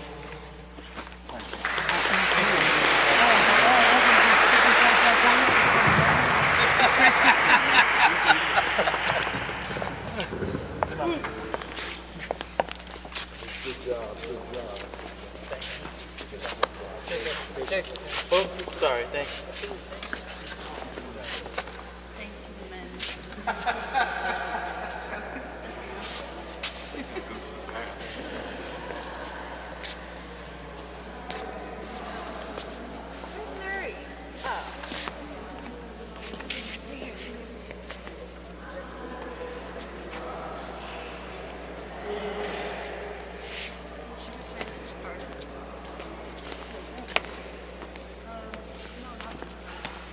No, there isn't any.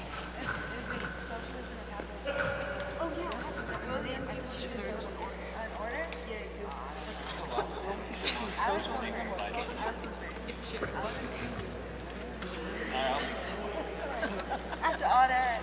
Hi everybody, just quickly I wanted to say, if you'd like to support the work of the Saturday Free School, please do visit the t-shirt stand in the back and purchase a t-shirt and or make a donation. Thank you.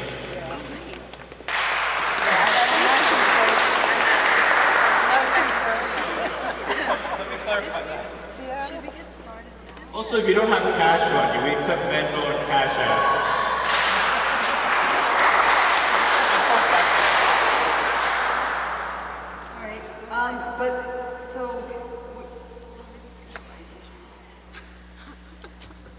We're going to get started with our next panel now. Thank you to everybody. Thank you so much for staying with us throughout this long day, but just staying out of the discipline for learning and understanding and coming together.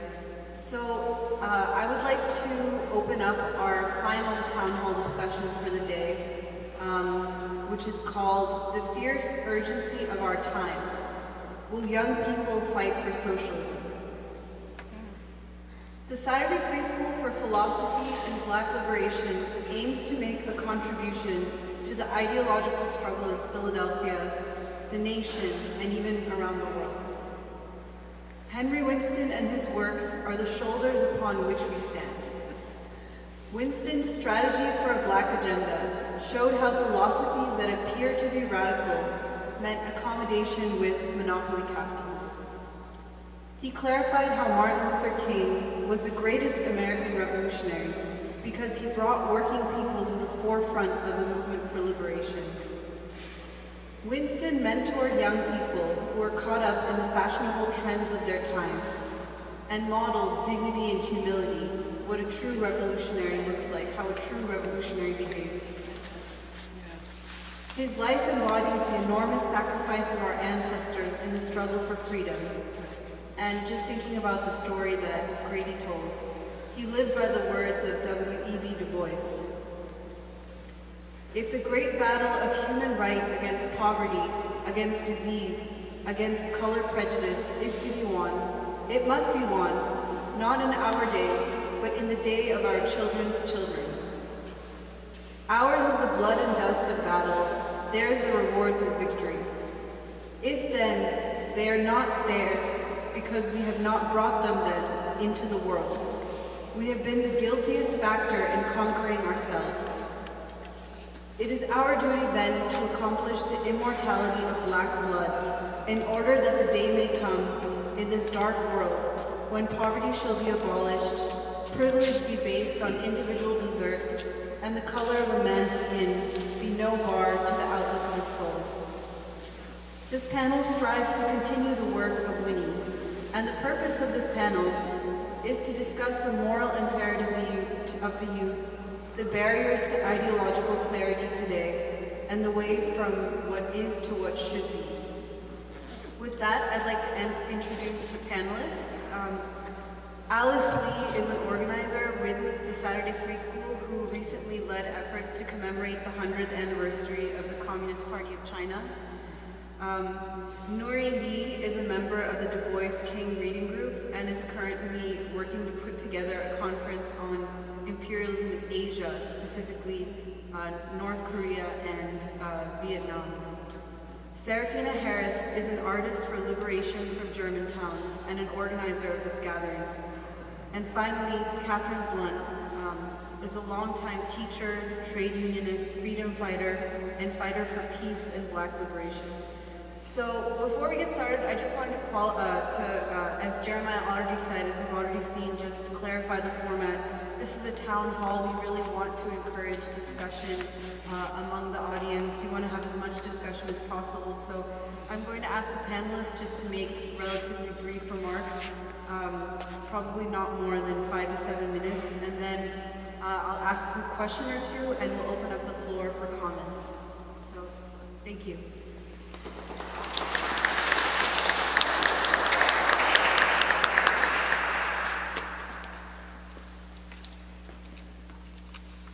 I guess this panel is about the youth. Earlier when we were getting lunch, Serafina and I were talking, and I guess I'm also included in the youth, and many of us here also considered the youth. And apparently for Doc's definition, youth is everyone below the age of 40. Below 55. Those babies in their 60s. So if anyone needed that context, that's the age group. So I'll get started. One of the first works of W.E.B. Du Bois that I read with others, some of who are in the audience today, is one titled The Immortal Child. Du Bois starts with the following, quote, "If a man die, shall he live again? We do not know. But this we do know, that our children's children live forever and grow and develop toward perfection as they are trained. All human problems, then, center in the mortal child, and his education is the problem of problems." End quote. Now, none of us at that point had children, and to my knowledge, still don't. But we were young American college students with little understanding of the world around us and our responsibility to it. And reading and discussing the immortal child together brought important realizations. That if we were to struggle to find any purpose in life, it was important to know who we were struggling for, as opposed to merely against, and what we were struggling for. Through the years, we've read more of Du Bois and others, such as James Baldwin and Martin Luther King Jr., and it has strengthened our conviction that the role of revolutionaries is to imagine and create a more just and equal society in which all children are able to grow and flourish, rather than conform to one in which poor and or black children are left behind, save random chance. However, for our children, it is difficult to grow up upright in a society with an education system and popular discourse that does not ask or seek to honestly answer the most relevant and human of questions, such as why there is so much poverty in our country, which is supposed to be so wealthy, why there are wars where people are killed and homes are destroyed, instead of mature and principled diplomacy. What is the purpose of education?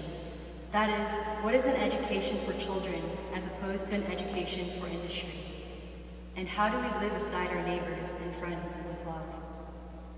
Instead, our education system and popular discourse prevents any substantive dialogue as to how the ruling class, comprising an elite few, dictates the economic, political, and cultural framework of our nation, and controls the institutions that serve to uphold the system as it is.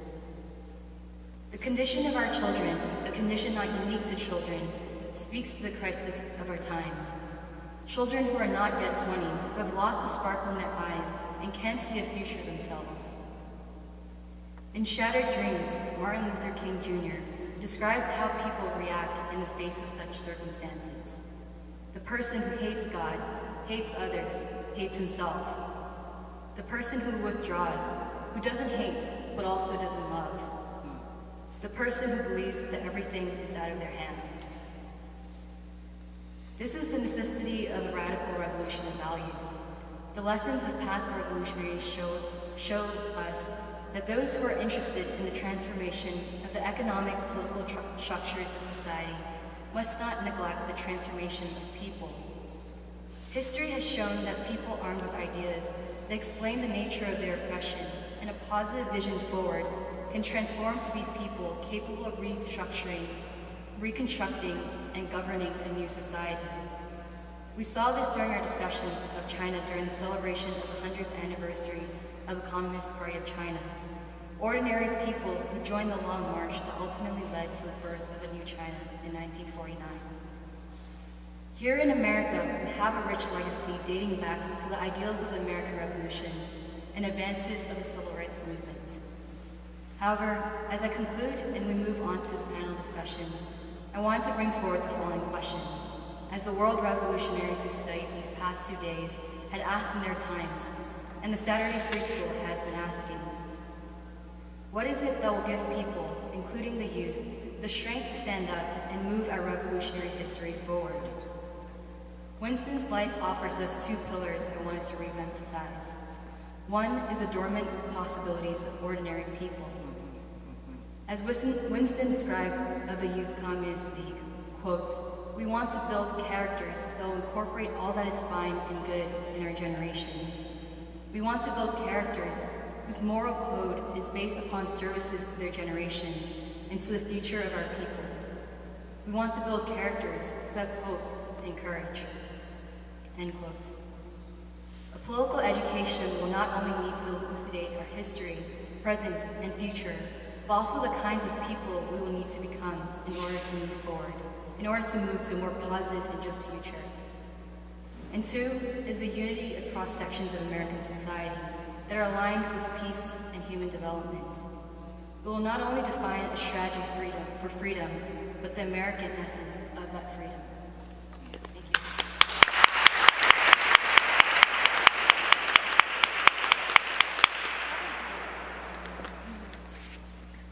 I'd like to begin by thanking the organizers of this event.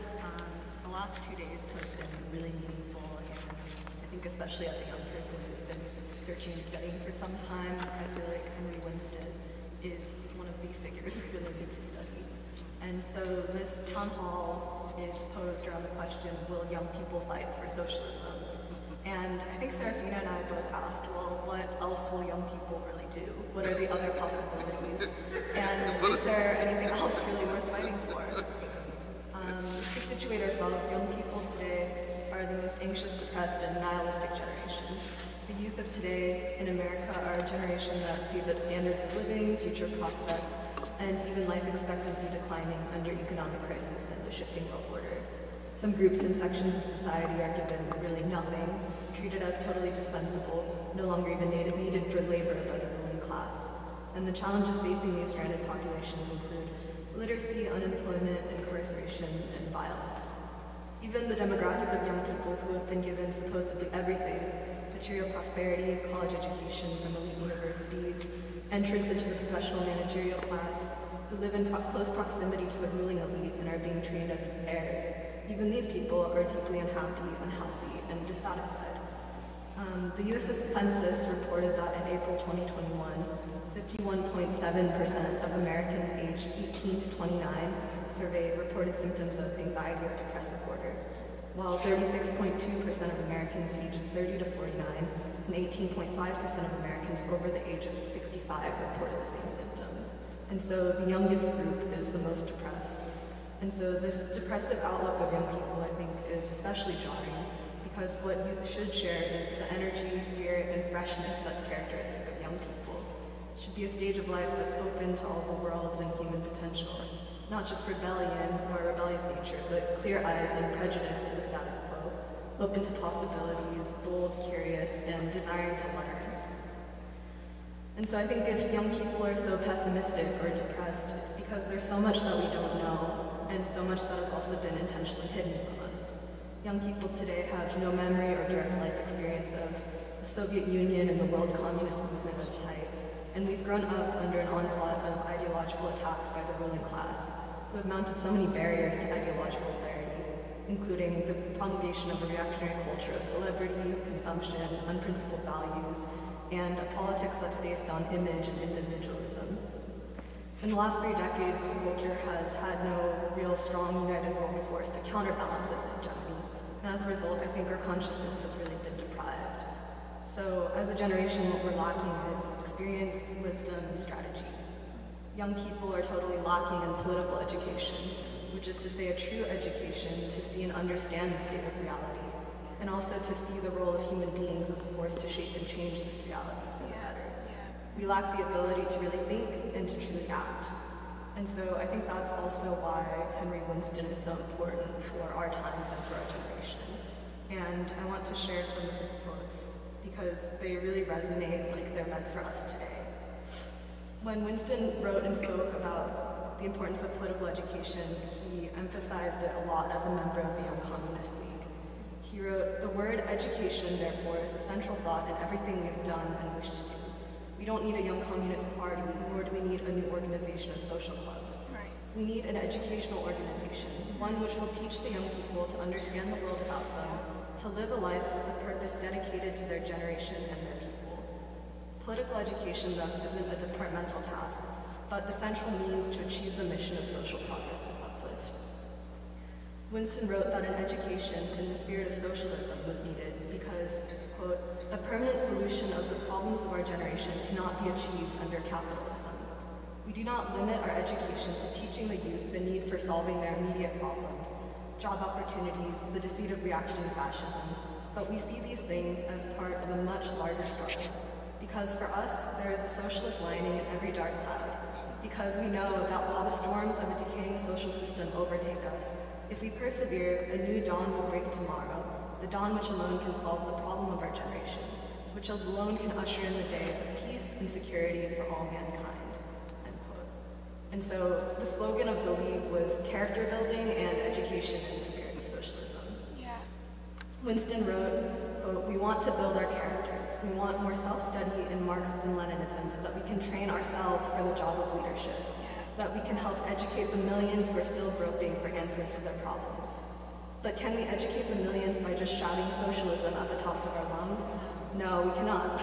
Some think that, but not we. Youth will learn the need for and the inevitability of socialism only through its own experience, only in the course of its daily struggles. Therefore, character building and education in the spirit of socialism means more attention to the problems of young people, more attention to answering the arguments of our enemies, more attention to explaining and clarifying the doubts in the minds of our friends. He wrote, our country, our generation needs such strength of character and purpose if fascism is to be destroyed and if democracy and socialism are to be victorious. And so I think for young people to fight for socialism, we need to know that socialism is an option, a possibility, and a successful strategy. And we also need to know what socialism really is and means, both as a rational scientific method and the correct strategy to achieve the substance of freedom that are the strivings of the people. We need to understand its value through the transformed human beings and types of human relations it's able to produce. And so just briefly, I'm happy that we're having this town hall so that we can learn more about socialism for young people, and especially through the visionary lens of Henry Winston, whose insight is so resonant for our times.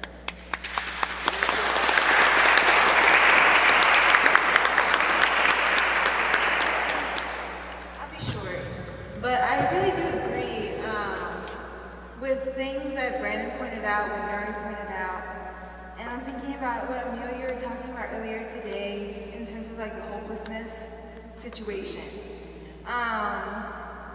You know, one of the things that Brandon just spoke about was how, like, dealing with that problem of the kids on the corner, the kids at Allegheny, the kids in high school. But you know, if you speak on principle, if you're truthful, if you're honest, even if you're from a different situation, they can respect you. And that's, y'all were dealing with the question of manhood. But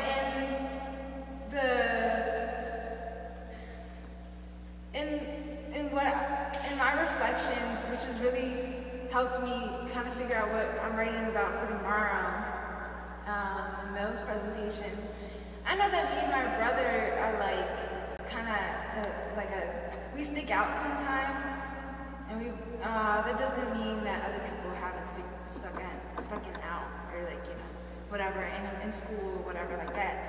And I think what that also allows for other people around you is just like, okay, there's something different.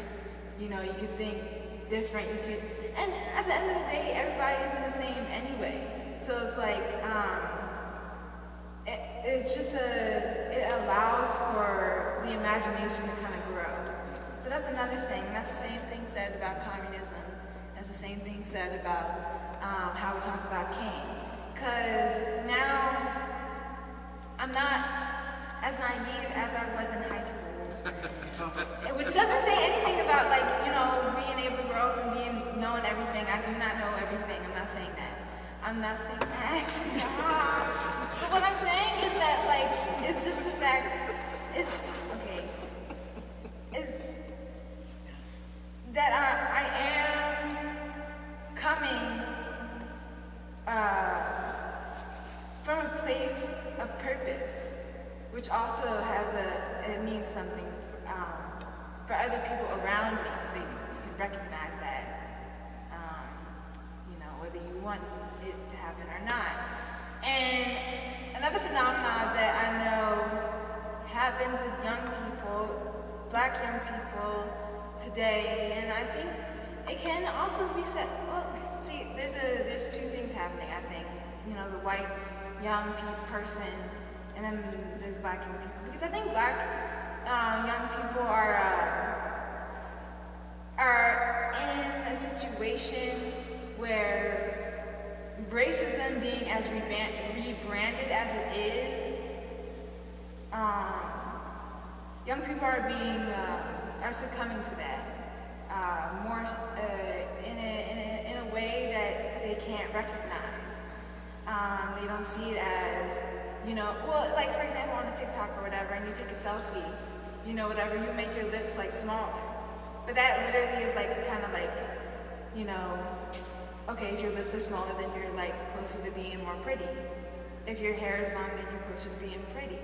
So it's the same iteration or a similar iteration of the racism, or what racism is, which is mean that, you know, you're not supposed to be who you are.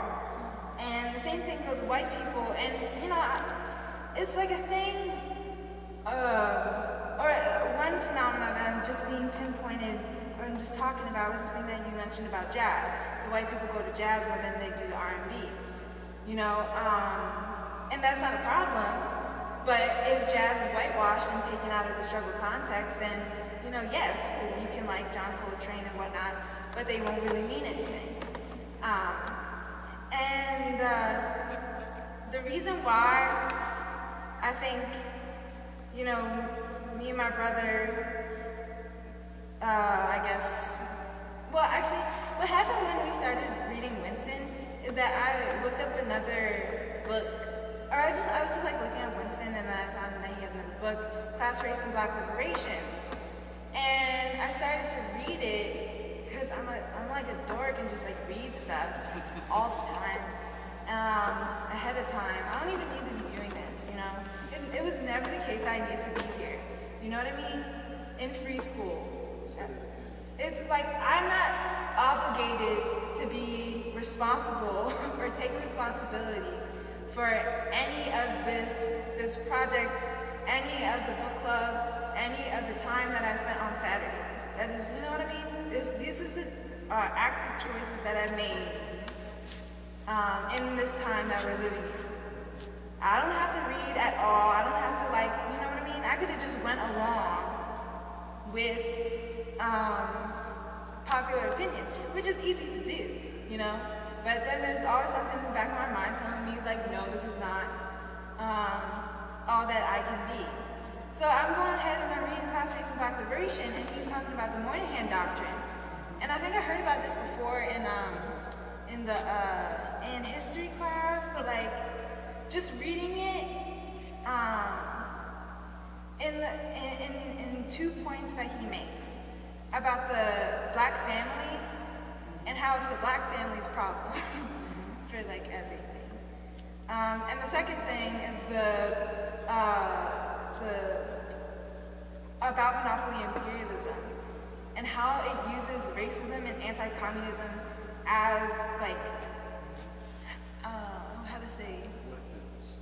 Yes. The twin weapons against, I guess I'm gonna say it, the people. And the thing about the family is just like important for the people that I know, that I reflect upon, that go through life, and think that they're the problem.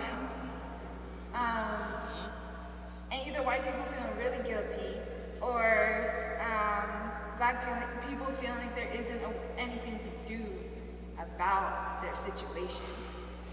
And the thing about culture is important because it's getting to different things that Du Bois, Baldwin, King has said. But the fact of just saying that gets to, I think, this other problem that Doc you're pointing out in terms of how do we actually connect the history with the people. And the thing about, you know, culture nowadays is that it's used against black people and white people and you know, Asians over in China, Africans, you know what I mean? Like, there's just too much white, like, what I'm gonna say the white man talking at everybody, telling them what to believe all the time. And that's that social media garbage that we keep going into because we're escaping from our responsibilities to our neighbors, to this country. And I think that the thing that they use, or one of the tools that they use, is empathy. They can understand where the other person is coming from. Well, they put you in a place of poverty, they put you in a place of the ghetto, they put you in a place of, you know, in Africa. I don't know what's going on. And I don't know what's going on in Hong Kong. You know what I mean? But like Hong Kong is a part of China, and you have to accept that. You have to accept that. But if you believe what Talking Head, you know, is telling you, which is really just a tool of the white man again, then it's then there's a problem, because you're relating to the white man in the way that you won't relate to your parents or yourself or your, you know, brothers and sisters. Right. And so I think that with the free school, you know, we're not wrong about what we say at all. I don't think we're incorrect, and I don't believe that in a kind of gung-ho, like we're, you know, we don't have any mistakes that we've ever made ever. I'm saying that to say that I guess the problem of connecting these dots is that, you know, young people are emotionally, you know, invested. How to say? I guess I don't really want to say this, but the white supremacist social system, in a way, and I only say that in parentheses,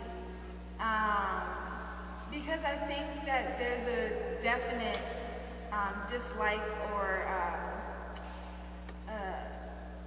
lack of, you know, like clarity about that relationship, if we want to be a part of that relationship, really.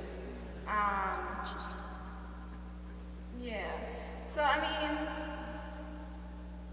so with the Winston thing, Jacob was also really excited about the family, you know, or the black family being the blame of all the racist policies of the West. You know, so there's these ideas that we're seeing today that are racist, and we're able to articulate it because of the political education that we received from the Saturday Free School and its process of just being here and learning, and that. So I don't think that we're wrong, but I think that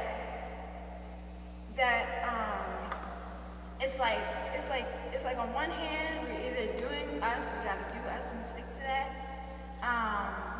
and I don't think it's the other hand, because I don't think they're two opposed stratagems. But I do think that this point of being able to empathize with another person is really needed, because I guess I know people need therapy, and I know people go through a lot of stuff.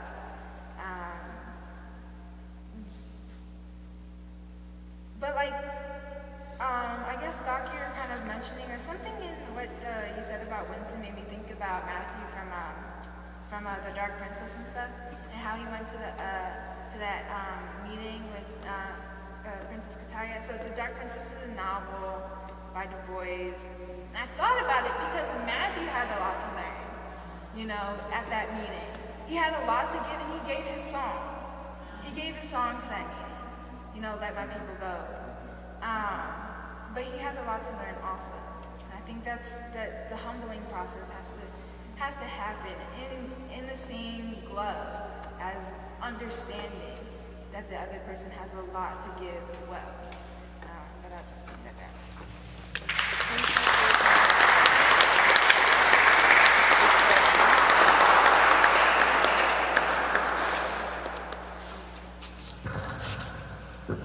Okay, so I'm not young, but I'm young at heart. I spent my youth fighting against imperialism, fighting for socialism, fighting for peace and justice. And I brought that struggle into the classroom as a teacher. And when I was a principal, I brought it into the school. And even outside of being a teacher and a principal, because I'm retired now, but I do go back into the schools, and I do affiliate with schools. And I remember doing what we call Martin Luther King Day of Raising Consciousness, in which Tony Montero would come and speak. And at that time, at least I had discovered King's three evils of society. And we began focusing our Martin Luther King Day of Raising Consciousness on the three evils of society, and silence is not an option. And even using clips from Reverend Dr. Barber and his revived movement that actually went from place to place, location to location, to bring about an awareness of the struggle for peace and social justice against war, against racism, and of course, against capitalism or economic exploitation. That's the nice way of saying capitalism. So from those experiences, even another experience I had when we brought a whole group of people into Parkway Northwest in Germantown or East Mount area, whatever. And again, it was the same themes. And what I saw was that the sense of urgency and care was there among those young people. So I'm not worried about the young people here, because I know you get it. I worry about the young people out there. Where is the opportunity for them to hear about socialism? Where is there the opportunity for them to hear about changing the society in which they live? Where is there the opportunity for them to talk about gentrification, the lack of jobs, the poor education that's in their schools, so they can trace it back to the state, to monopoly capital? All right, so when I was coming up, we had those opportunities. So if we're talking about will young people struggle for socialism, where is the venue for them to learn about socialism? And that's what concerns me.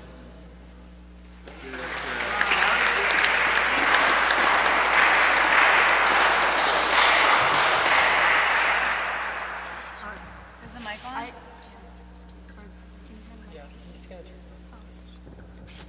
Yeah, thank you so much to all our presenters for touching on very important themes, humility, empathy, where will people be able to get a political education, especially in a time the state is manipulating the meaning of socialism. I mean, with Bernie Sanders, with, the NGO, they will talk about socialism.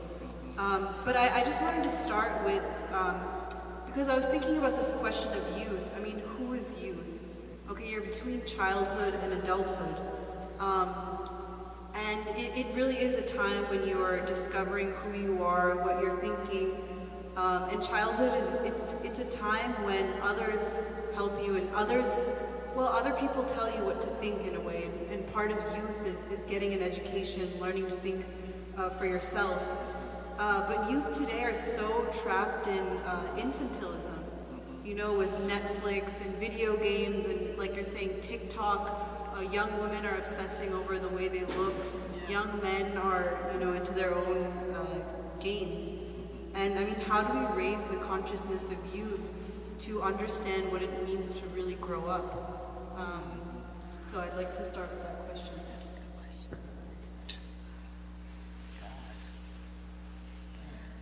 That's tough. I mean, the thing with that too is I can imagine leftist organizations wanting to do stuff on social media, and then there's us who do stuff on social media. We're on social media. But the thing with that too is is different from what Catherine was just saying, which is go to the schools and talk at the schools. And with the thing and how to, it's like what Brandon was saying, there's a different way of being, you know, that's where it kind of gets at. The habits, your behaviors and how you interact with other people have to be actually changed. And you can't obsess over your screen on your phone for hours at a time because you feel like you have nothing to do. Well, something to do is for you to study because you feel committed to the people that you're around with. And you can also teach those values in the schools that you're talking about too, in different ways, in science classes, art classes, all these things. But then, you know, you have to, it's like with the free school, as in with the, you know, us involved, and, you know, human beings, we trust each other, and that's something that we, you know, through that process, dialoguing with other kids around or other people, that's the first step I think that you have to kind of bridge, is to recognize each other and trust each other, and then you'll be able to be learning and teaching at the same time. But it hits a lot of it. So we live in a culture where people are forever young. You're not supposed to grow up. Here. Although I am trying. So in a culture where you are forever young, you are forever irresponsible. You know, you do not like you young people who, I'm looking at what you do. You understand technology is a tool, all right? It is not the boss of you, all right? It is a tool, and you use that technology as a tool to expose other people to ideas that you want to share and may need to hear, you know? So, but with youth, again, youth are, you know, will go through stages. You have to begin assuming responsibility. You guys have assumed responsibility. You read, you go to school, you work. But again, you're not caught up in social media and on social media. So when I talked about where is the place where we expose young people, you know, to socialism, I wasn't talking about schools per se. I mean, I have done it in the schools, but there have to be other venues where this takes place, other venues where we help young people become responsible and get them to become disciplined as they move forward. Now, I don't know whose concept was or is that you're young until you're 35. I believe in that concept because everything before then can be a wash. You know, you're running around, you're doing all kinds of different things, but in the same time, if you are in a collective or if you are with responsible people, you are learning to assume and take on responsibility. And part of that responsibility is becoming your neighbor's keeper, becoming your brothers and sisters' keeper, looking around the world and seeing what's going on and empathizing, you know, with those folk who are in struggle and relating that struggle, you know, to yourself. So there, before the grace of God, go I.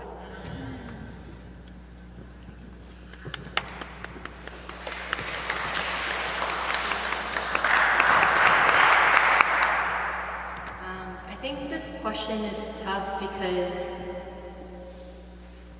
I think most of us would also think that the responsibility of the youth also falls on the role of the state. And I think in American society, the state doesn't play that role in which it's able to channel the energies of the people.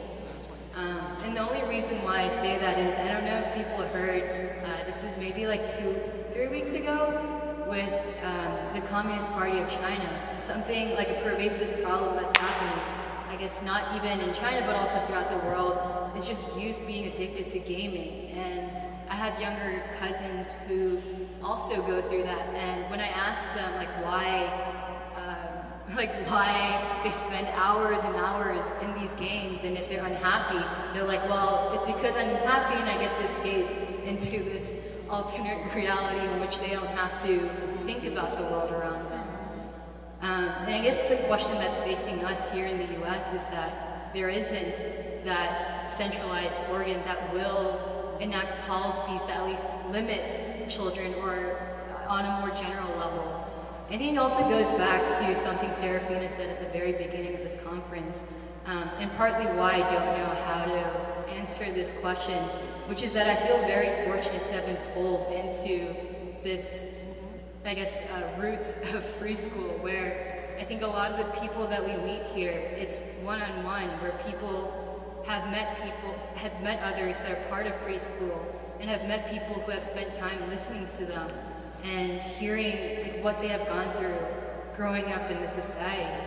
Because it is really difficult to grow up as, it's difficult to grow up in the society where you're constantly barraged with like feelings of self-worth, being able to look at other people even in the eye. Like that's something that I learned after coming here, like to look at people in the eye and actually be able to talk to people.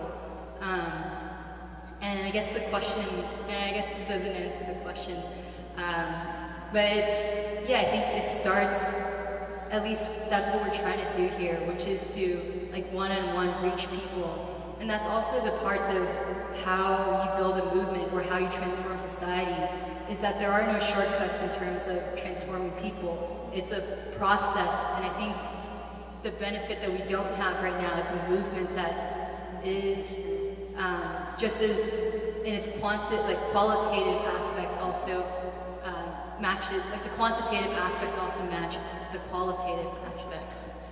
And I think that's why the responsibility falls on people who do have that fortune to have been part of knowing this, I guess, truth about how the world works and also what options there are for us to move forward.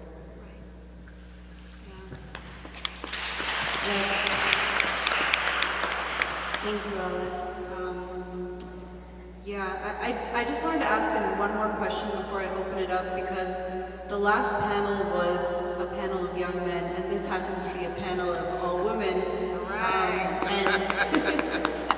And I mean, the last panel was, specifically about the degradation faced by men, our men. And I just wanted to ask if, we could talk a little bit about the problems faced by women and the role of revolutionary women. And also related to this question of growing up, what does it mean to become a woman?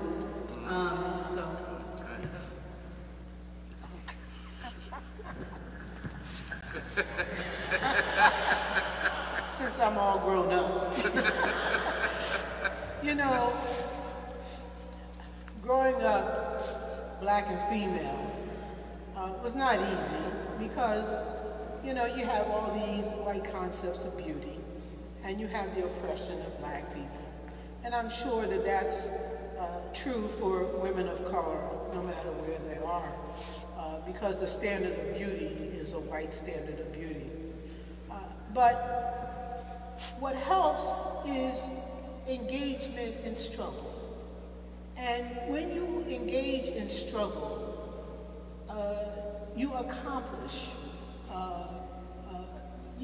small things and larger things. You affirm yourself, and you become assured of yourself, and you become clear about what's important and what's not important.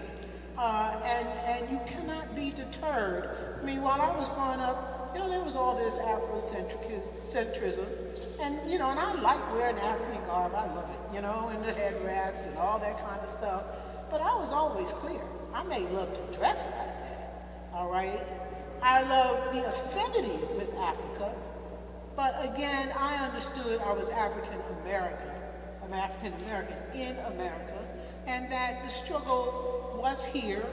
I could not take myself to Africa to reform Africa. That the struggle was here, and it was a struggle not just among and with black people, but a struggle with all those who would struggle with us. And so being a black woman in the struggle meant that I understood clearly that I had to be strong, like most black women have to be strong for our men, our children, our male children, our husbands, our brothers, all that, and even my neighbors down the street who hang out on the corner and try to sell drugs. all right?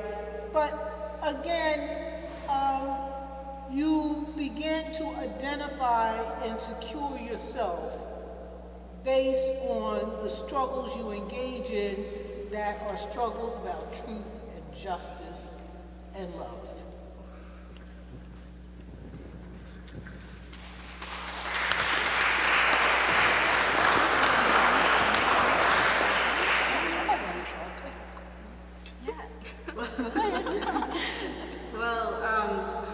This is something I always really learned from Catherine, which is,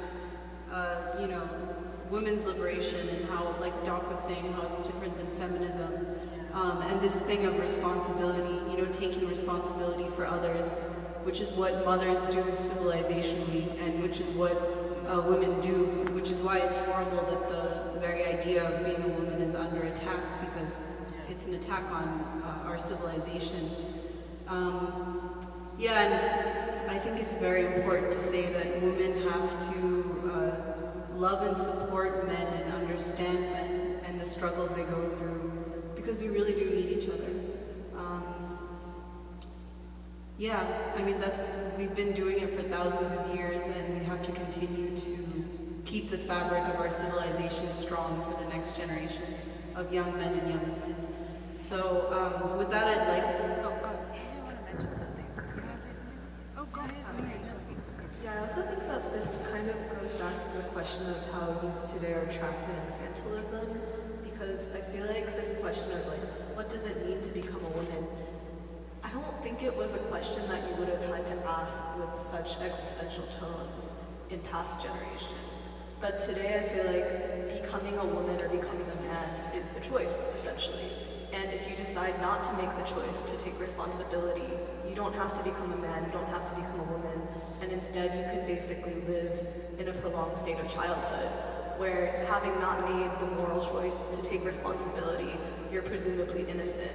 And I feel like that's the crime of this infantilization, which is also encouraged by the ruling class and by the state. And so, Yeah, it's like what happens to the children, at that. That's first and foremost.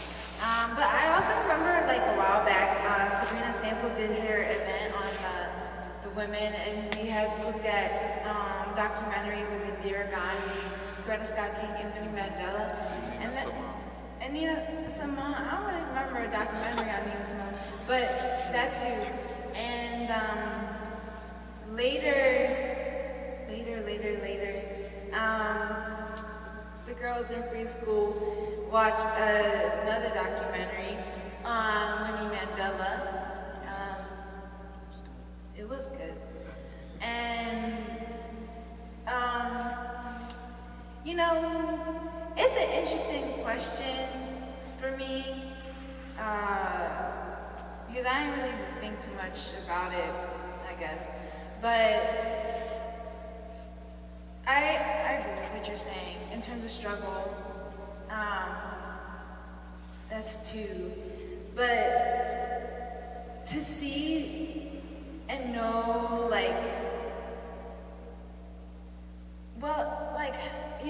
I guess I'm still thinking about it. But to know that there are these examples was important for me, because it sets a certain tone and pace that just a way to act. I think in a way I've always looked for these to better myself. That's what I'm kind of in it for. And I think in that, it kind of brings it out to the broader, the people around me. But I really like those documentaries. I really like celebrating those women in the way that we did, because they were progressives. And I think that's something that's missing with all the Cardi B's and, Megan Thee Stallions and stuff like that. They're saying that they're the dominant, person in the relationship, basically. And the celebrity thing is a total wash. It's a total, I don't even know if whitewash is the right word, but the demolition of what being a woman is as compared to, Indira, Winnie, and Coretta Scott King. those three will always stay really close to my heart, just to be honest with you. And I don't think that there's space for that level of thinking when we're being confronted with so many images about what women should be, what they should look like, what they should wear, who should tell them what to wear, you know, how much money is made off of all of that. And you know, that's a problem for young girls that are younger than me. And it's true. Like, social media doesn't boss us around in free school. Like, it doesn't. But I think that, like, these other women, you know, have to be at the fore of young people's minds, young girls' minds, in a way that is honest to shift that kind of paradigm. Yeah, I mean, just to underscore what Catherine said, you find out who you are in the context of struggle, in the course of struggle. You don't let someone else dictate to you who you are. So with that, I want to open it up for questions. So the mic is already there. Questions, comments, anything that we've spoken about. If there's no, also it has been a long day. Oh, go ahead.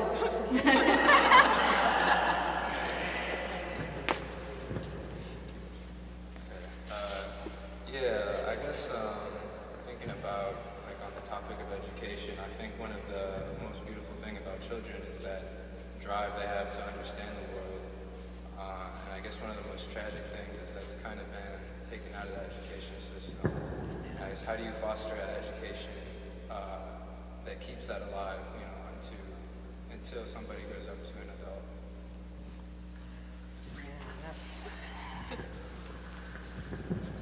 You know, it's a shame that our education system has been in the hands for 10 years of Dr. Height. They chased him out of Prince George's County. And of course, Philadelphia welcomed him to destroy the educational system that we have here, and he has almost destroyed it completely. And now they are setting themselves up to hire a new superintendent who will continue the destruction of public education, because education has become a commodity. So what has happened is that, you know, Philly did not used to be this quiet, all right? Philly is too quiet.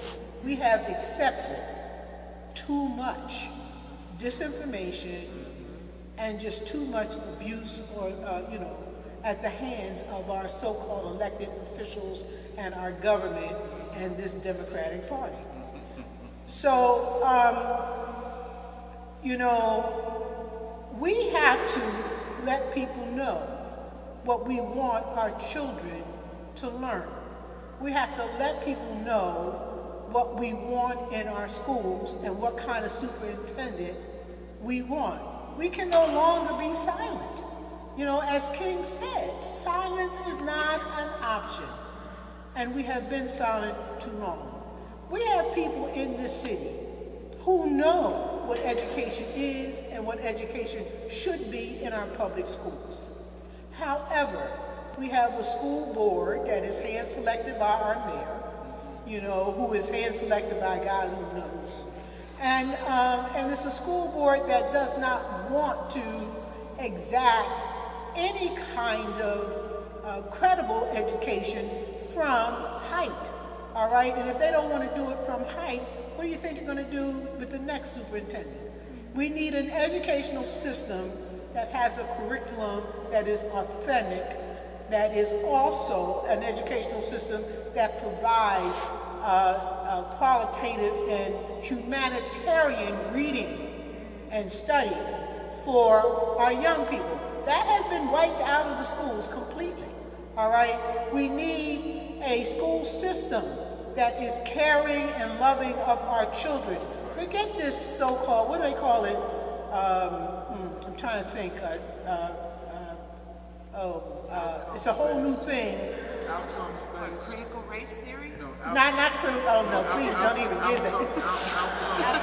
Outcome-based is not bad, because, see, what you teach what you want the children to learn, and then you test what you want them to learn. So outcome-based at least guides you into guide you about what you should teach. However, the outcomes should be realistically determined, right? It should be determined as to what we want our children to learn and not what corporate America wants us to teach our children when we buy the textbooks and the platforms, the technological platforms that we put the children on. So the other thing is we need to say what we want for our teachers. We need more African-American teachers, more African-American black male, more African-American male teachers. We need more teachers of color to be in our schools so that our young people understand that they live in a multicultural, multiracial world, and multiracial, multicolor city as well. And we need a superintendent that is going to, of course, make that happen. And if we continue to be silent, it will never happen. So the quest for us is, how do we raise our voices to make our schools germane, equitable, and certainly accountable to us, so that our children are taught what they need to learn, not just to become good citizens, because for me, and I think Baldwin says, you know, when schools and education is meant to teach children to actually be able to question society and not just accept it, all right?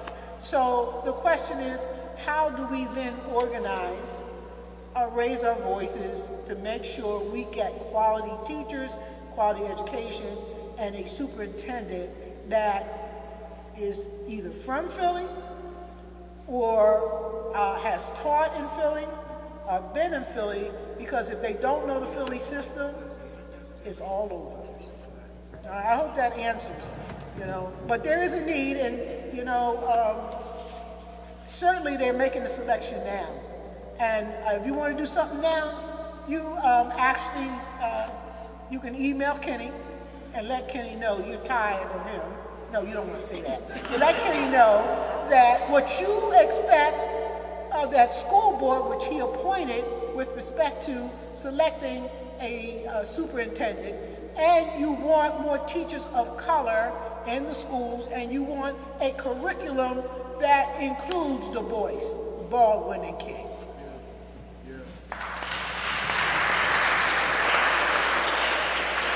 I think we're going to conclude this town hall. Thank you so much.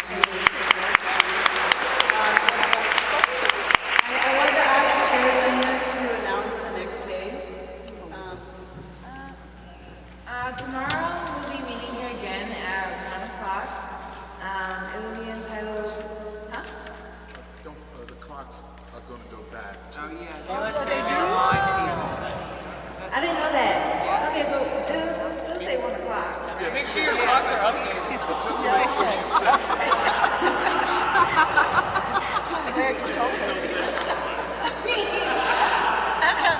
Okay, yeah, and it's, the day will be called Art as a Revolutionary Force in the Struggle for Freedom. So we'll have talks again and some cultural performances at the end. So thank you guys.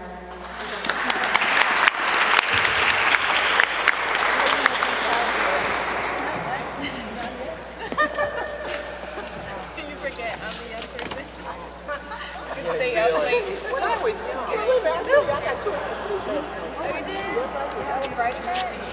You writing it? Oh, yeah. I'm not a teacher, but I was you don't leave before me, because guess what, I'm going to follow you. Okay, I got to follow you. Yeah, I won't leave all of you. Bigger, yeah. I'm sorry. I know. It's a good whole,